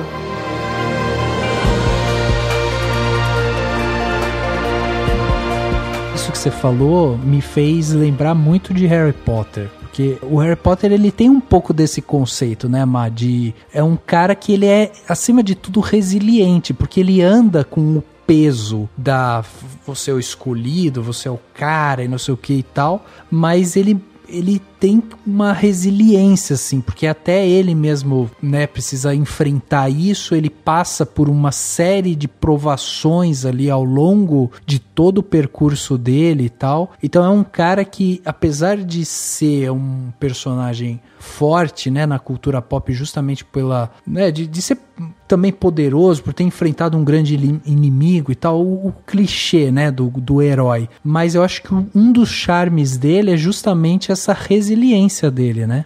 Eu acho que Harry Potter tem muito dessa questão que o Dani já falou de escolhas. E tem meio que duas frases centrais em volta disso, que é escolher entre o caminho fácil e o caminho certo, e também de que o mundo não se divide entre pessoas boas e comensais da morte. Que eu acho que o que me atrai em histórias no geral são personagens. Pra mim é a parte mais importante. Um personagem bem desenvolvido pra mim é tudo, e isso é uma coisa que a J.K. Rowling faz muito bem. Acho que tem um paralelo ali bem claro entre o Harry, o Snape e o Voldemort, que são 3 bruxos mestiços, ou seja, tem uma parte do mundo trouxa e parte do mundo bruxo, que não tiveram infâncias fáceis e escolheram caminhos bem diferentes, assim. De que, apesar, porque é isso, o Harry teve uma infância super abusiva, né, teve aquela coisa de nunca acreditar que poderia ser amado, por exemplo. Mas ele acaba sempre escolhendo o bem, assim. Claro que isso não é isento de influências, né? Obviamente, por ele estar ali na Grifinória junto com o Rony, conhecer a família Weasley, conhecer a Hermione, ele vai indo por esse caminho também. Mas é muito diferente do Voldemort, que sempre quis poder, sempre foi atrás de se relacionar com as pessoas para conseguir ser cada vez mais poderoso. E também do Snape, que tinha ali um espaço meio de amar alguém, que é uma coisa que o Voldemort não tem capacidade, aparentemente, mas o Snape tinha muito isso, mas acabou sendo influenciado por colegas e caiu num lado de, enfim, que acabou que a mulher dele morreu, a mulher que ele amava morreu porque ele dedurou as profecias, etc. Então eu acho que tem muita questão da escolha mesmo e de como isso pode afetar tudo ao seu redor, né? Eu acho que tem muito isso. E quando até a gente estava falando antes sobre a questão política, e que para mim é bem clara, é que, por exemplo, o quinto livro tem uma resistência estudantil na escola, né? Assim, é uma coisa que são pessoas que se juntam para poder resistir contra um grande mal que tá ali. Que eu acho que também tem um pouco isso, né? A última frase de Harry Potter é tudo estava bem, mas é naquelas, né? Tipo assim, as pessoas passaram por uma guerra, familiar morreu. Não tem como tudo tá bem. Tá tudo bem relacionado ao que tava antes, né? Mas o tanto de trauma que você vai levar pelo resto da sua vida é realmente complicado, assim. Não, e tem até aquela questão no momento, né, da luta entre ele e o Voldemort e tudo mais, de ter, tipo, dentro dessa consciência do próprio Harry, que ele encontra com o Dumbledore, né, de ter, tipo, um bebezinho Voldemort, que é essa coisa de que a raiz desse mal que foi o vilão tá dentro dele, né? Tá dentro de todos nós e tal. Então ela é o como você lida com ela, é como você assimila essa raiz, né? Aí entra até no Star Wars, né? Tipo, lado sombrio da força, lado da luz, e você tem que encontrar o equilíbrio e tal. E é um pouco isso, né? Tipo, tá dentro dele, então tudo estava bem, mas ele tinha dentro dele algo com o qual ele ia precisar lidar para sempre, né? Exato. E você, Dô, tem algum filme que você assiste e você fala, cara, tem algo nesse filme assim que me dá aquele sopro de esperança ou pelo menos uma leveza? Tem vários, mas eu reassisti alguns dias atrás a versão estendida de A Sociedade do Anel. E isso veio pra mim com uma outra roupagem que há 20 anos atrás, né, basicamente, que tem aí desse filme, que eu não tinha percebido antes, sabe? E aquilo mexeu tanto comigo porque eu parei e comecei a fazer alguns paralelos com quem nós somos, né? Pessoas comuns que não têm muita importância pro mundo no geral. Nós não somos grandes influencers, né? Nesse sentido, quer dizer que a gente não tem importância. A gente não ocupa um lugar na hierarquia social do nosso país, onde a gente impacta diretamente milhões de vidas.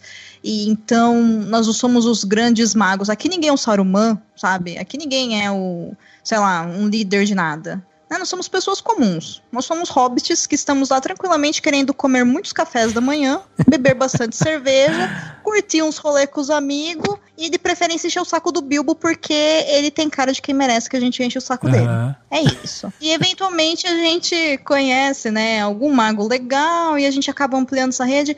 E eu parei pra pensar nisso tudo e eu fiquei pensando o quanto O Senhor dos Anéis é uma trilogia onde pessoas comuns vencem o mal. O quanto 2 hobbits e uma criatura que deixou de ser quem é e se transformou em algo que ninguém se importa, que é uma escória da escória, que conseguem acabar com um grande mal. E tudo isso foi causado porque houve a união de diferentes raças e diferentes aspectos. E o quanto que eles conseguiram chegar naquilo, e aí claro que entra toda a parte do romantismo, né, da coisa, mas o quanto que eles conseguiram aquilo porque eles simplesmente não eram egoístas e não queriam ocupar lugar de ninguém, eles só queriam acabar logo com aquilo pra voltar a quem eles eram. E o quanto que isso é poderoso, se a gente for parar pra pensar numa época como hoje, e aquilo me deu um leve fio de esperança, assim, porque a gente tá tão acostumado a se sentir nada, né? Ai, ninguém liga pra mim, ninguém escuta o que eu falo, ninguém curte o que eu posto no Twitter, sabe? Ninguém ouve meus podcasts, coisas assim. Poxa, será que não?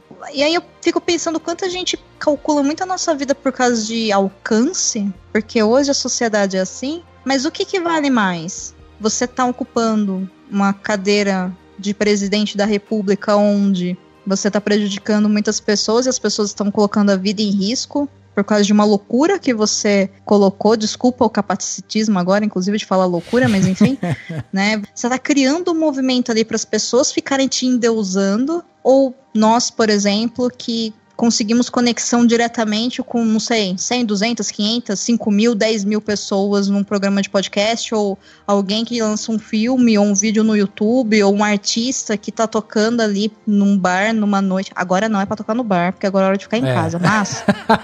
Boa lembrança. Né, antes disso, e quando voltar ao normal, se é que vai voltar tão cedo, né, o quanto que isso realmente impacta muito mais, e o quanto que isso transforma muito mais, sim. Sabe? Então eu acho que a gente tem que... Eu fiquei realmente esperançosa, assim, na hora que eu vi aquilo. Falei, gente, eu não tinha pensado por esse lado. Eu gosto muito de obras do tipo Matrix, né? Onde as pessoas se organizam e resistem e agem. Ou eu gosto muito do Pianista, o filme. Eu acho ele maravilhoso. Mas é um exemplo muito extremo, né? De algo muito ruim. E que aí fica muito difícil da gente mensurar. E aí as obras de fantasia e ficção científica no cinema são obras que ajudam muito.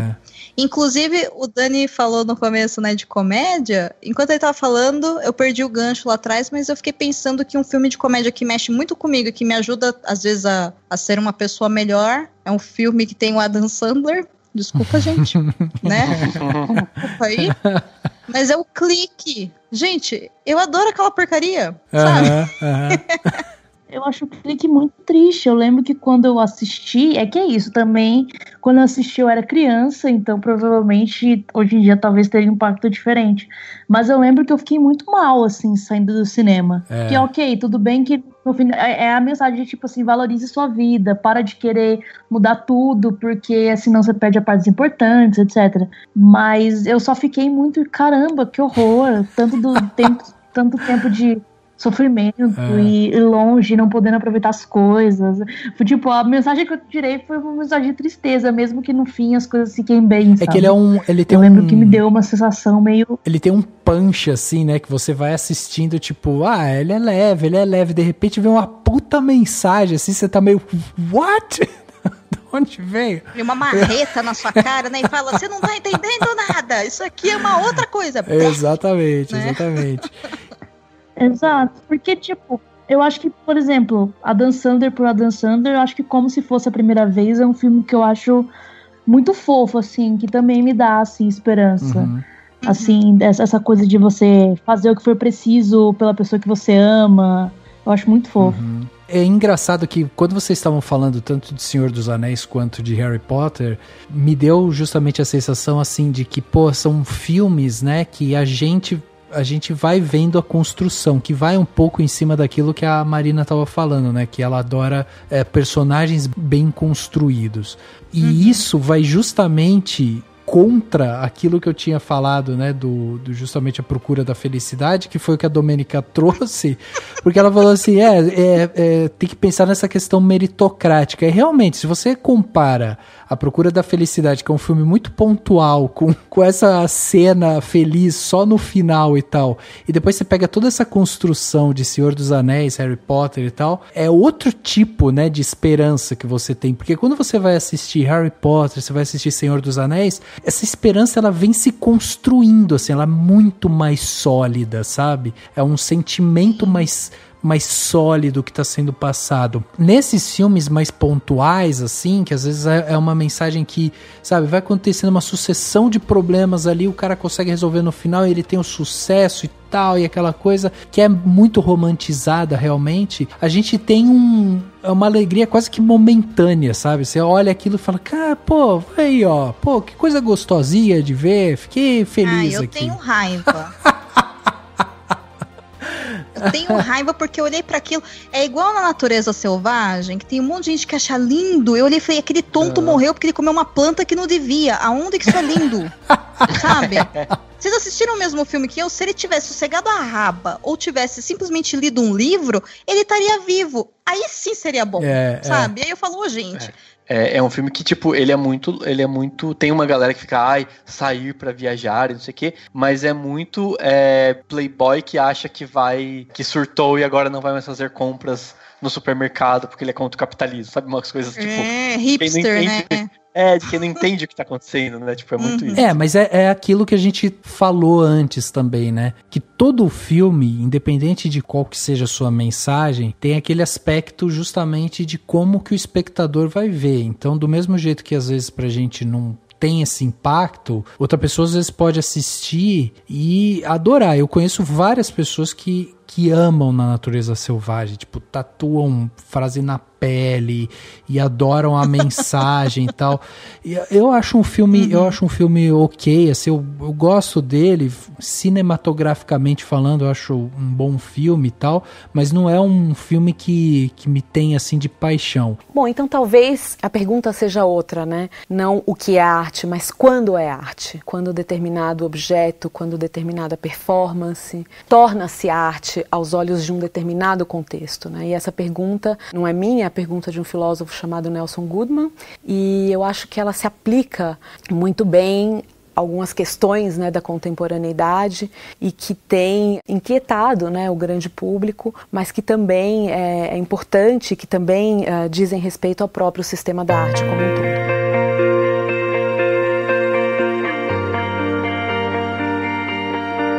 Agora, quando vocês estavam falando de comédia, tem uma que é uma espécie de comédia romântica, né? Que eu gosto muito e pra mim ela tem esse despertar de algo positivo e tal, que é o Fabuloso Destino de Amélie Poulain, que é um filme que pra mim ele tem realmente essa, sabe, essa leveza e uma questão de esperança mesmo, sabe? Primeiro a personagem, eu acho ela apaixonante, assim, como que ela é construída, né, a Amélie, como que ela é construída ao longo do filme, mas o fato da gente ter ali toda a questão, né, das cores e ela ser uma personagem muito inocente, que busca, né, uma transformação da sua realidade a partir de pequenos gestos de amor ali, eu acho Fabuloso Destino de Amélie Poulain uma obra assim, tipo, belíssima, para quando a gente tá sentindo, sabe, um amargor assim, putz, eu acho que é um filme que adoça seu dia, sabe? Ele traz um sentimento do aproveitar as pequenas coisas, né? Do curtir coisinhas, curtir um doce, curtir uma comida, curtir um vento na cara quando você tá andando de moto, essas coisinhas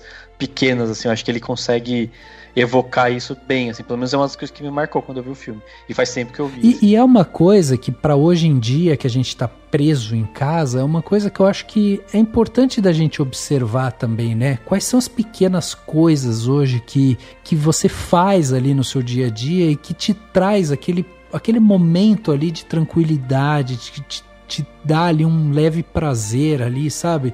Porque se você reparar nesses pequenos momentos, você vai ver que uma quarentena, você ficar isolado ali e tal, às vezes tem os seus momentos, sabe? De prazer também. Vai te revelar novas facetas, né? Eu tenho uma categoria de filme que eu inventei pra mim mesma, que chamam filmes que me dão vontade de ser feliz. Sei. Olha, que nome maravilhoso.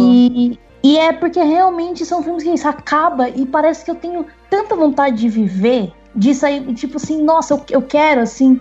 E Amélie Poulain é um deles, Hoje Eu Quero Voltar Sozinho, As Vantagens de Ser Invisível, Questão de Tempo, Ana e Vitória.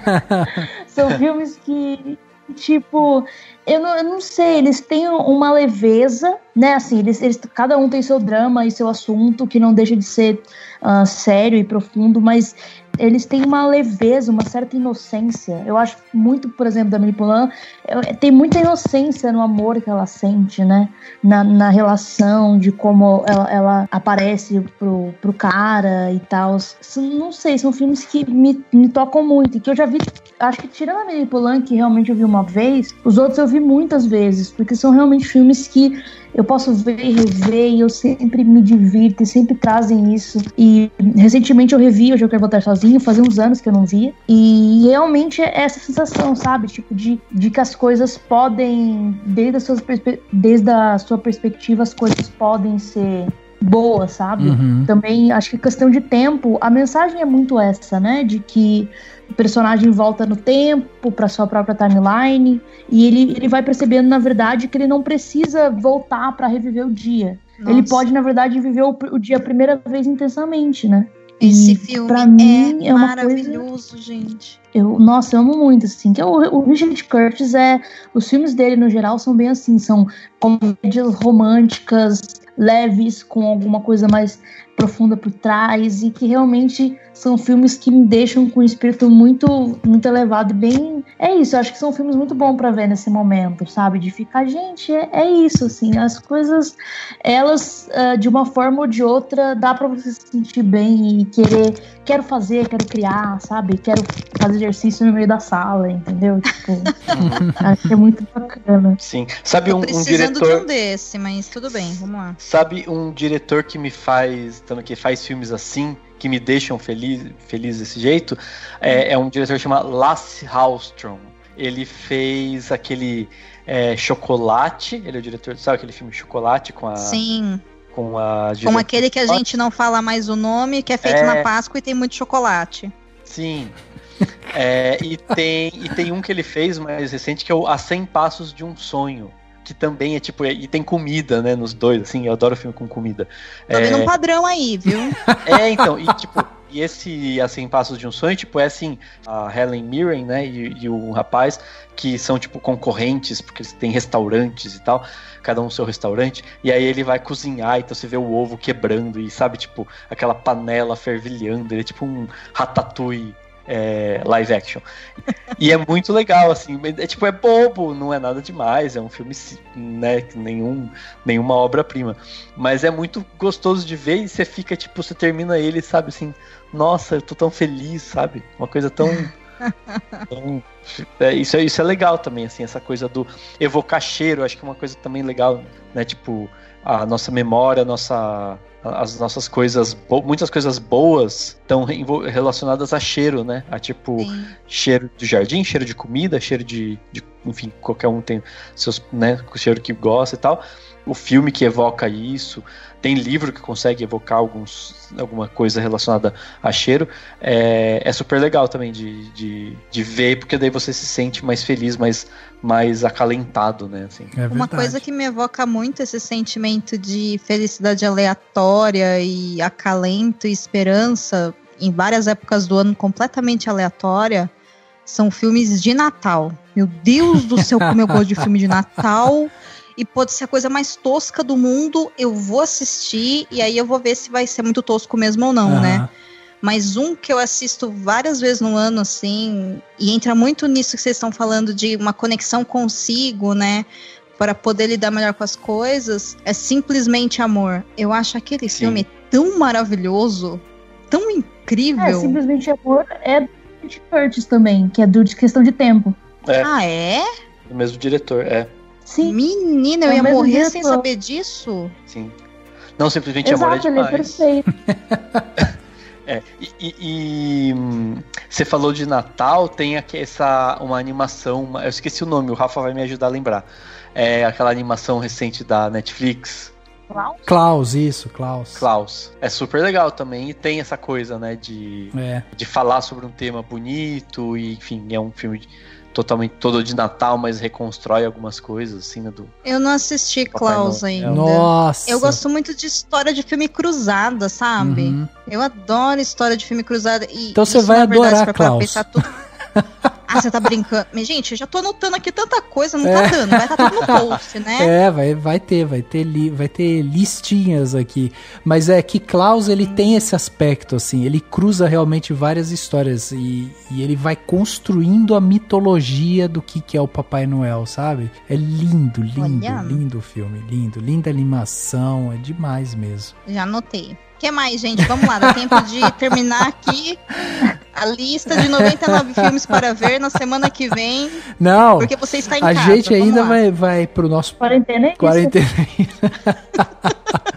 Não, a gente ainda vai pro nosso plano detalhe, né, para dar dicas pros nossos ouvintes, então ainda vai ter mais coisa ainda que a gente vai sugerir, mas eu acho que a mensagem, né, que a gente queria passar justamente com esse podcast, assim, que a gente queria falar realmente aqui, era justamente isso, era que, assim, hoje a gente tá vivendo um momento desesperançoso e tal, mas tá cheio de esperança ao seu redor, sabe?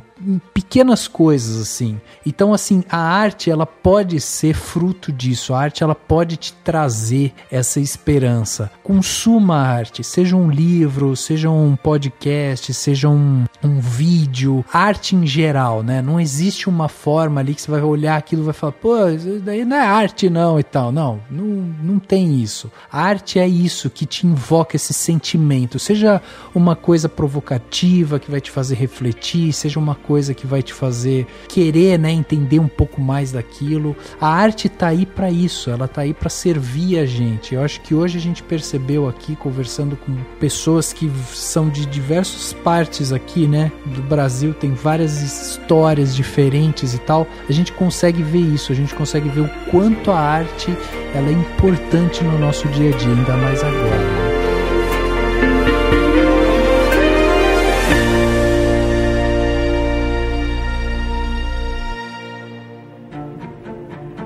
Dicas para a sua semana? No Plano Detalhe.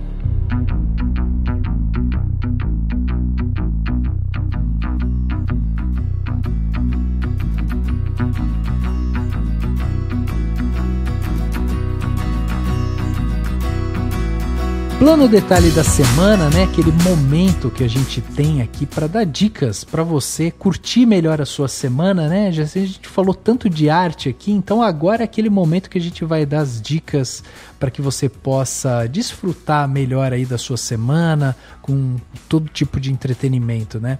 Bom, dessa vez eu vou começar aqui. Eu tenho uma lista de podcast. Eu vi que o Spotify ele fez uma lista agora que se chama Acalmando a Mente. E eu fui lá para dar uma ouvida e tal, ver o que eles estão colocando dentro desse podcast e tal, dessa playlist, na verdade, né? E aí tem umas coisas bem bacanas lá. Tem assunto falando sobre meditação, tem assuntos lá falando sobre respiração, sobre pensamentos ali, né, em como que você pode fazer para você diminuir a ansiedade e tal. Eu acho isso um caminho muito bacana, assim. Ainda é uma playlist pequena, que não tem tanta coisa assim, mas eu acho que para quem quer começar, de repente, a se desconectar um pouco, se conectar um pouco mais com você, é um bom começo. Seguindo esse plano detalhe, eu tenho um outro plano detalhe que é um aplicativo, que é um aplicativo que eu já uso já faz um tempo, que me ajuda muito, que é o Headspace. É um aplicativo de meditação e ele tem uma série de funções ali e tal, que às vezes ele vai focando em determinados assuntos. Ele, depois de um tempo que você usa ele é pago. Então, se você de repente, não quero pagar e tal, não tem problema. Ele tem lá umas 10 sessões para você ser introduzido, né, na meditação, que funciona muito bem. E por isso eu acho que vale a pena. E agora eles estão com o canal no YouTube também. Em alguns momentos eles fazem meditações lá, você pode colocar e fazer. Eu acho que vale muito a pena para quem está sentindo assim, algum tipo de ansiedade agora e tal. Tenta dar uma respirada, sabe? Tenta se conectar com você mesmo. E por fim, eu li um texto muito, muito, muito bom que eu queria indicar aqui, que é lá da Piauí, uma revista, né, um jornal Piauí. Quem escreveu foi o Fernando de Barros e Silva, o cara que coordena, né, o Foro de Teresina, podcast aí que fala sobre política. E ele escreveu um texto agora em maio, um texto enorme, é um artigo enorme.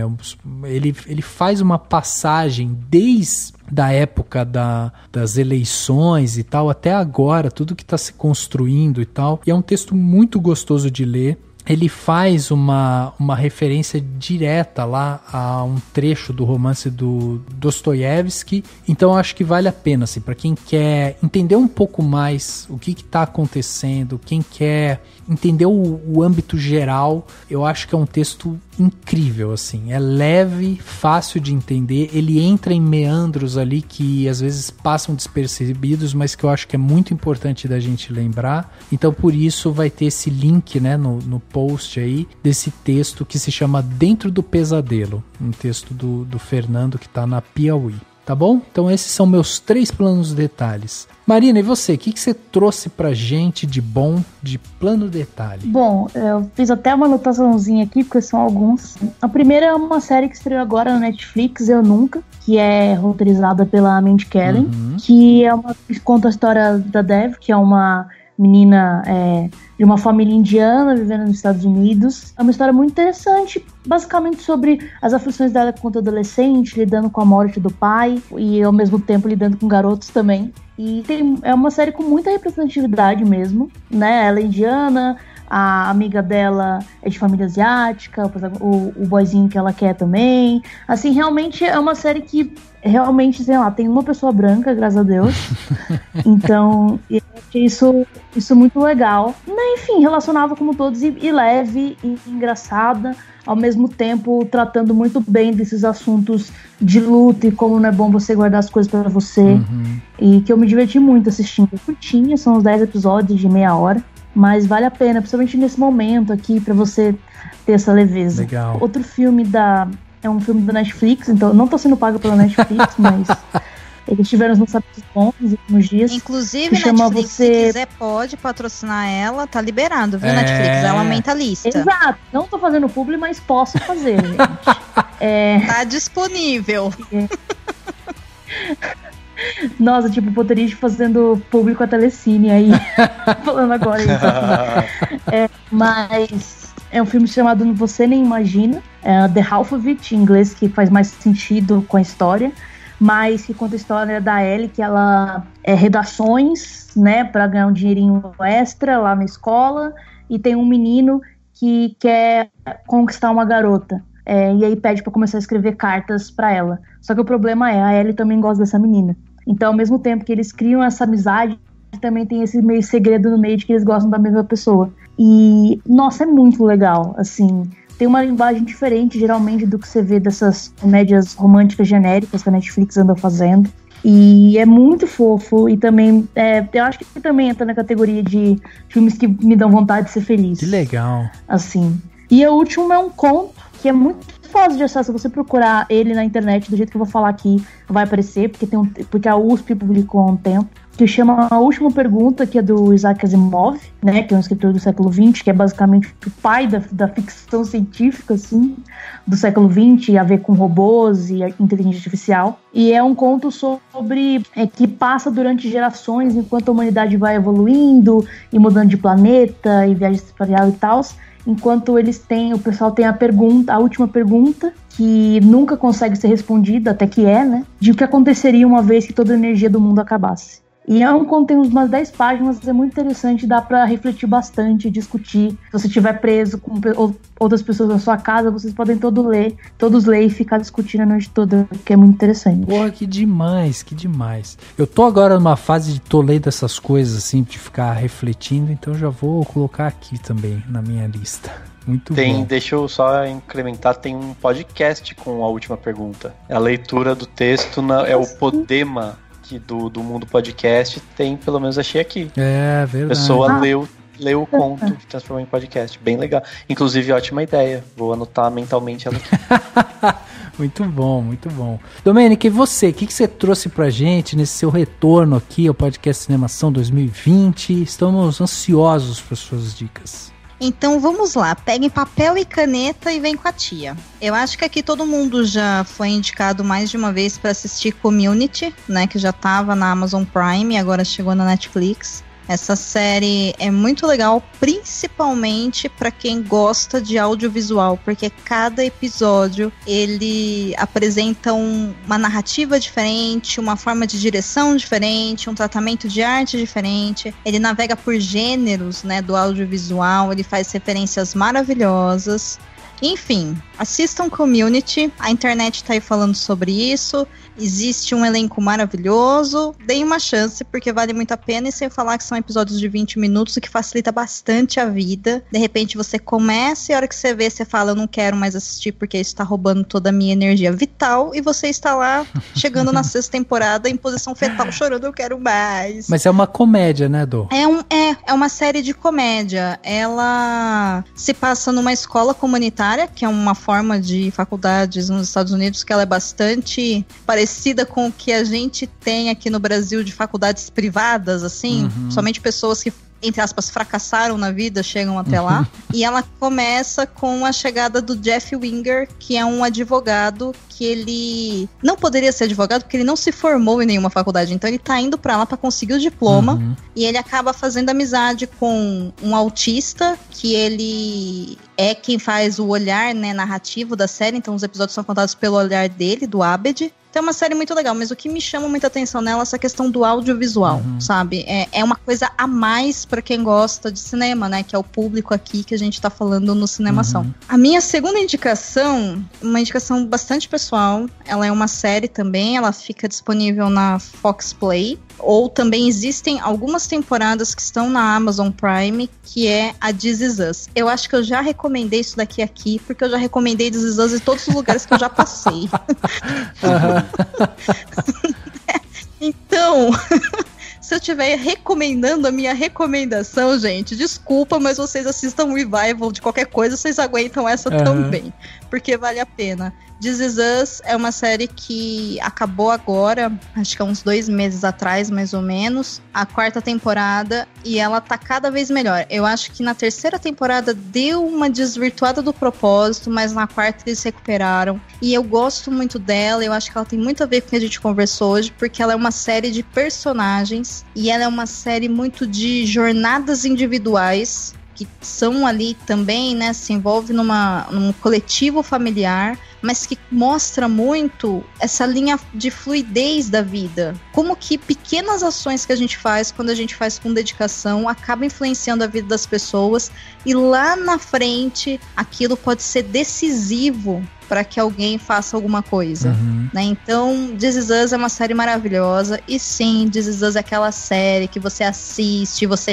chora, e chora, não porque ela é triste, né, não é isso, mas você se emociona com ela tem um poder artístico de conexão com a gente muito grande. E pra fechar, pra não tomar muito mais do nosso tempo, eu vou indicar um filme antigo e um livro. Legal. O filme antigo que eu vou indicar pra vocês, um filme chamado A Máquina do Tempo. A Máquina do Tempo, ela teve um revival agora em 2002. Já faz bastante tempo, 2002 inclusive. Eu achei muito engraçado agora em 2002. Agora em 2002, tipo ontem, né? Faz um 18 anos atrás. Faz um tempo.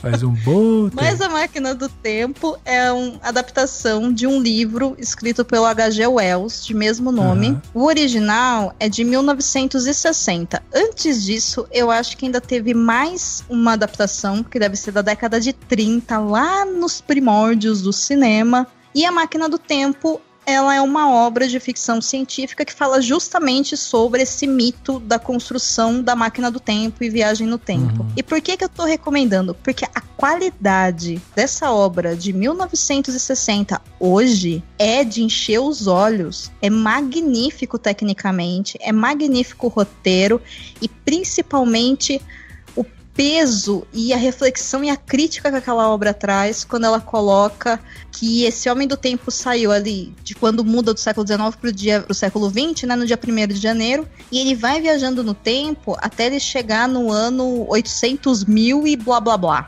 Então passa aí por toda a destruição do planeta várias vezes, a reconstrução da natureza, e aí ele chega em algum momento que sim, existe uma espécie humana de novo no planeta, e como que ela é organizada, como que aquelas pessoas vivem.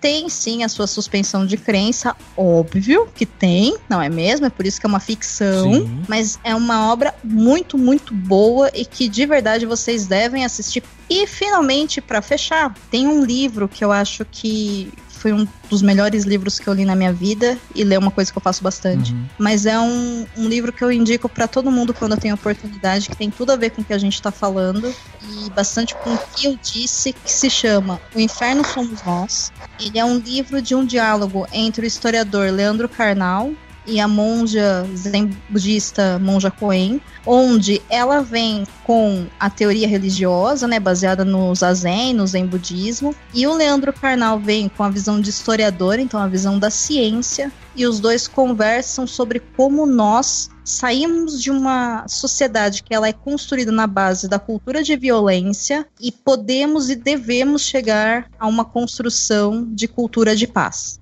Ele é um livro curtinho, acho que não tem 200 páginas, é uma conversa, então ele é muito fluido, mas ele tem tanta coisa naquele livro e eles conseguem colocar todo um contexto de filosofia, ética, moral e tudo mais com um peso tão possível da gente fazer e que entra muito nessa questão do que a gente falou que bastante, que é a questão de escolha, da consciência de quem nós somos e de como nós nos manifestamos, como que nós entendemos, né, as nossas emoções, os nossos bonequinhos lá na sala de comando divertidamente. Sim. Então, se vocês tiverem a oportunidade, comprem o livro O Inferno Somos Nós e leiam esse livro, porque ele é muito, muito bom mesmo. Então façam isso e fiquem em casa, por favor, se vocês puderem. Cara, demais, demais. Lembrando então, né, tudo que está sendo indicado aqui, links estarão no post. Então, se você não pegou alguma coisa e tal, vai no post aqui desse podcast, os links vão estar lá, é só você clicar, você vai ver do que se trata. E aí, Dan, vamos fechar plano detalhe? Vou fechar hoje com 2 filmes que são temáticos, tem a ver com tudo que a gente falou hoje no episódio. 2 trazem algo de positivo e esperançoso e tudo mais.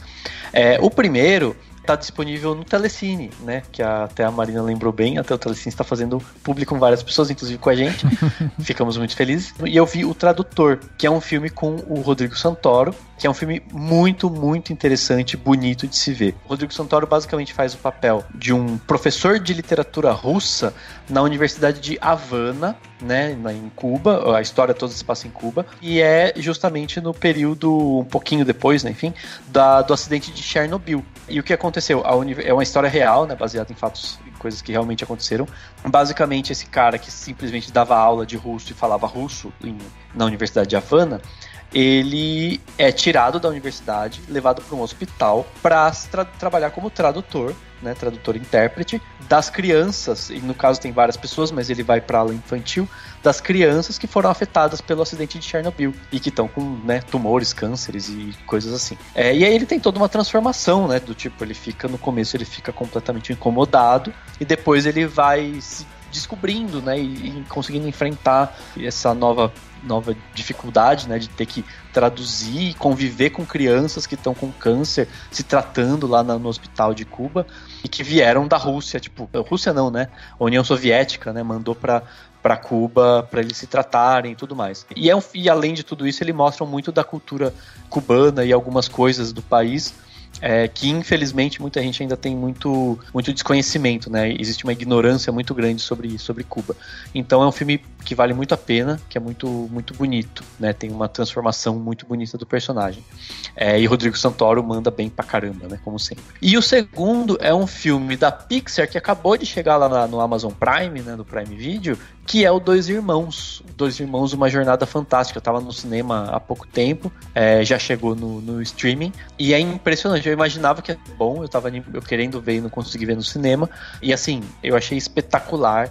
Tem muito a ver com o que a gente discutiu hoje aqui no podcast, porque, enfim, ele basicamente fala sobre a perda do pai, né? O menino que tem a chance de rever o pai, mesmo sem nunca ter conhecido, por conta de uma magia, né?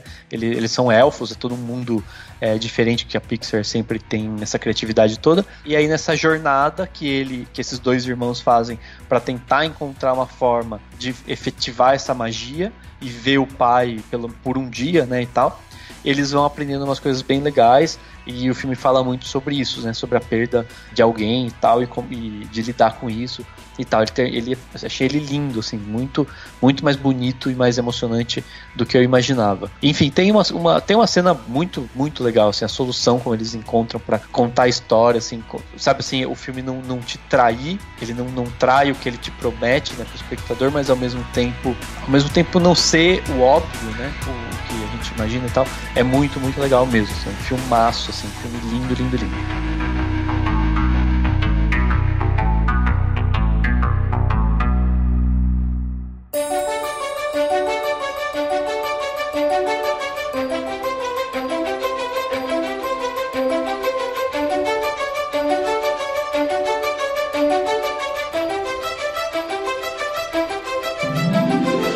Chegando aqui no final do podcast Cinemação 366, falamos aqui, né, sobre humanidade, falamos sobre arte, falamos sobre filmes que aquecem nossos corações, e a gente teve esse papo aqui muito bacana junto com a Marina e com a Domênica, que vieram aqui, né, estragaram suas noites de sono para estar aqui com a gente, e a gente é muito feliz com isso.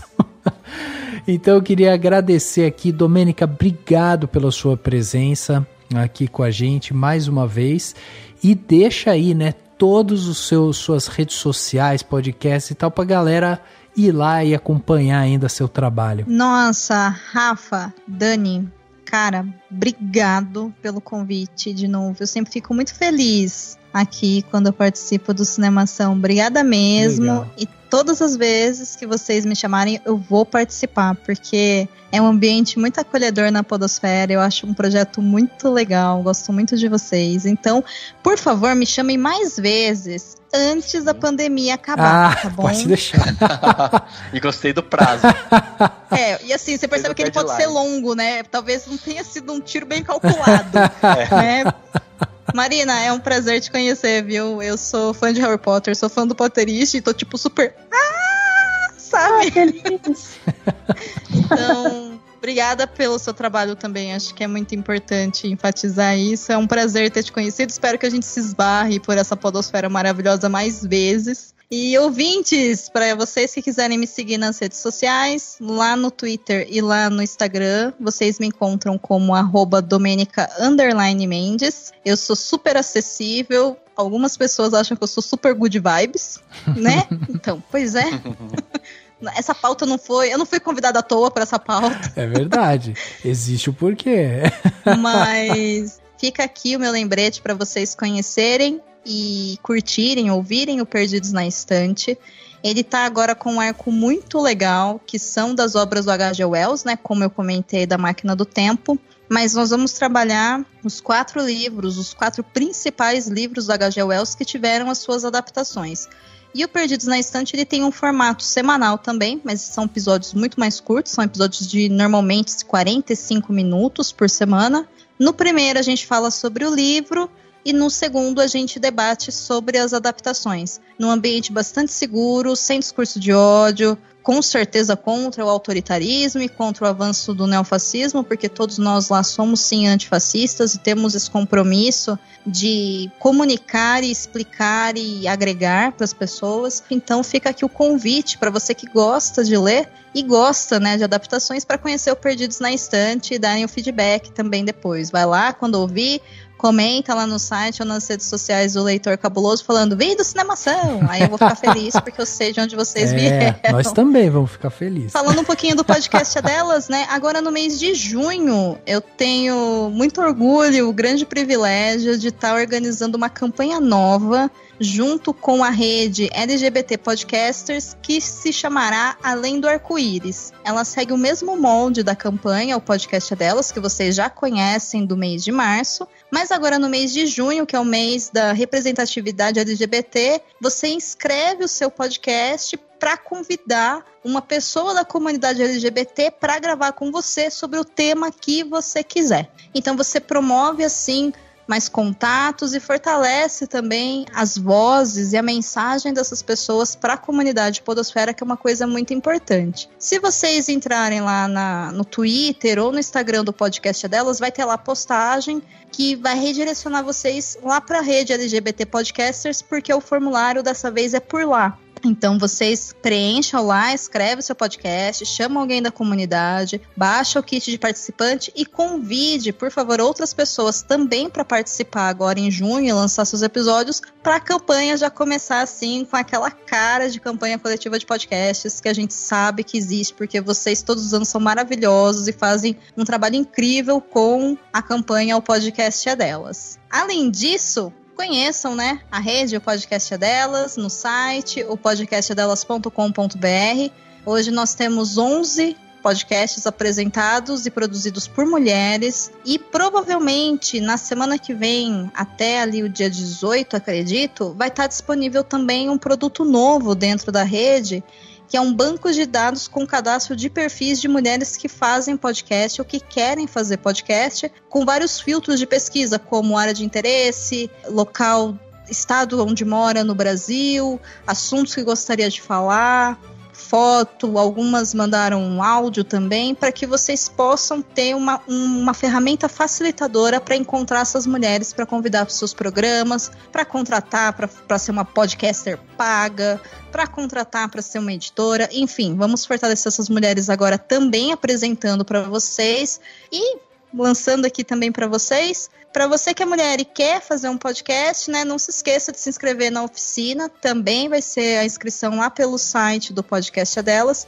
Das inscrições eu vou selecionar 6 mulheres para esse curso de mais ou menos 2 meses aí, completamente free, sem pagar nada, feito com muito carinho, numa questão muito pessoal mesmo. Então eu vou pegar projeto por projeto e a gente vai fazer esse episódio sair da sua cabeça e você ter ferramentas e conhecimentos básicos, pelo menos, para lançar esses episódios. As inscrições vão ser entre o dia 20 de maio de 2020 até o dia 31 de maio de 2020. Então, fiquem atentos, ouçam o Estúdio 31 e mulheres se inscrevam porque vocês serão muito bem-vindas. Eu estou preparando esse curso, né, que é uma oficina prática também com bastante carinho, onde eu estou me esforçando para lidar com a necessidade que vocês têm. No mais é isso, eu faço muitas coisas, gente. Ah, não, demais, fantástico.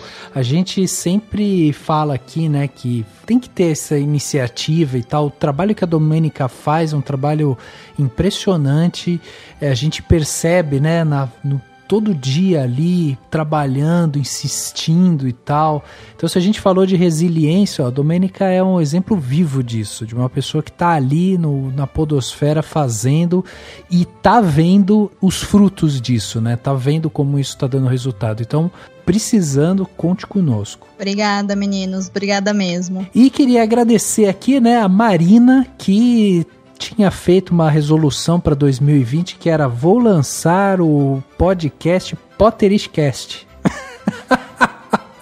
Não era isso, Má? Ah, é? É ótimo.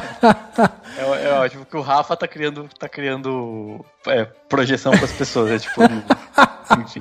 Você que está aí sem fazer nada ou fazendo alguma coisa, nós temos várias ideias de podcast para você. Exatamente. Aguarde.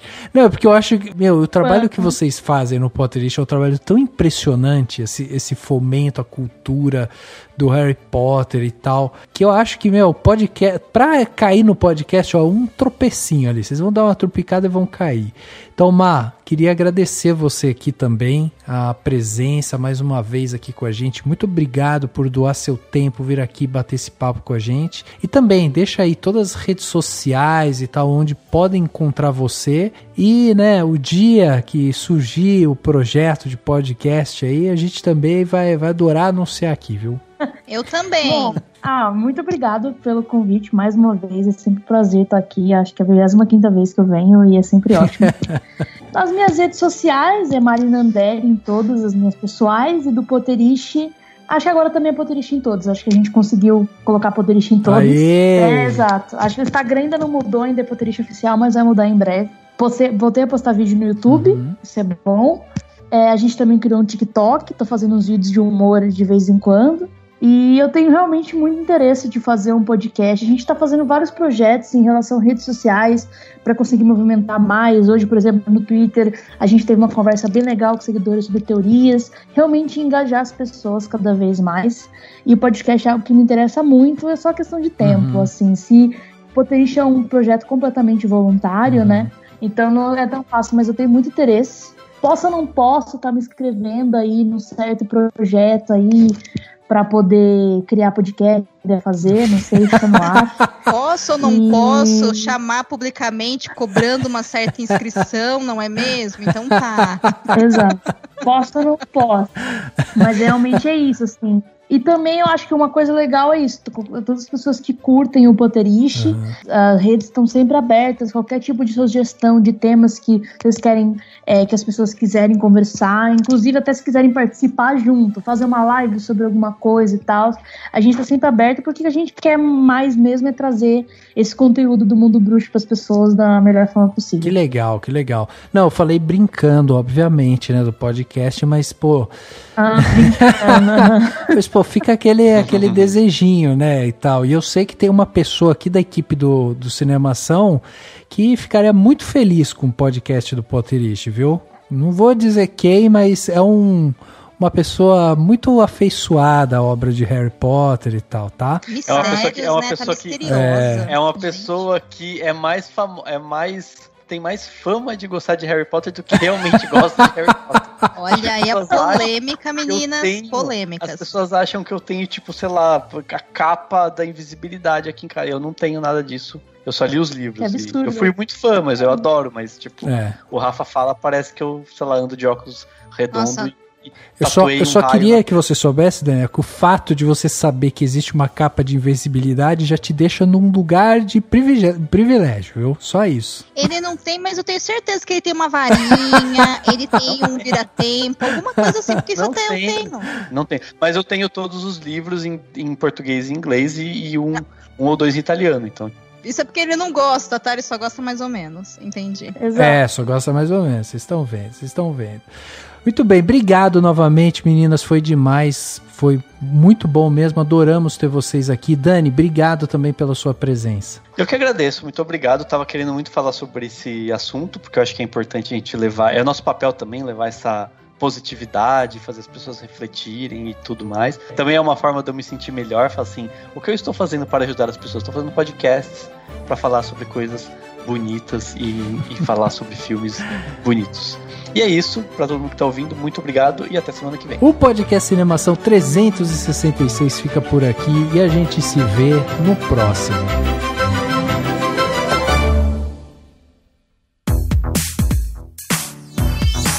Esse podcast foi editado pela Isso Aí Design. Tudo isso é forma com função. É design estratégico. É isso aí.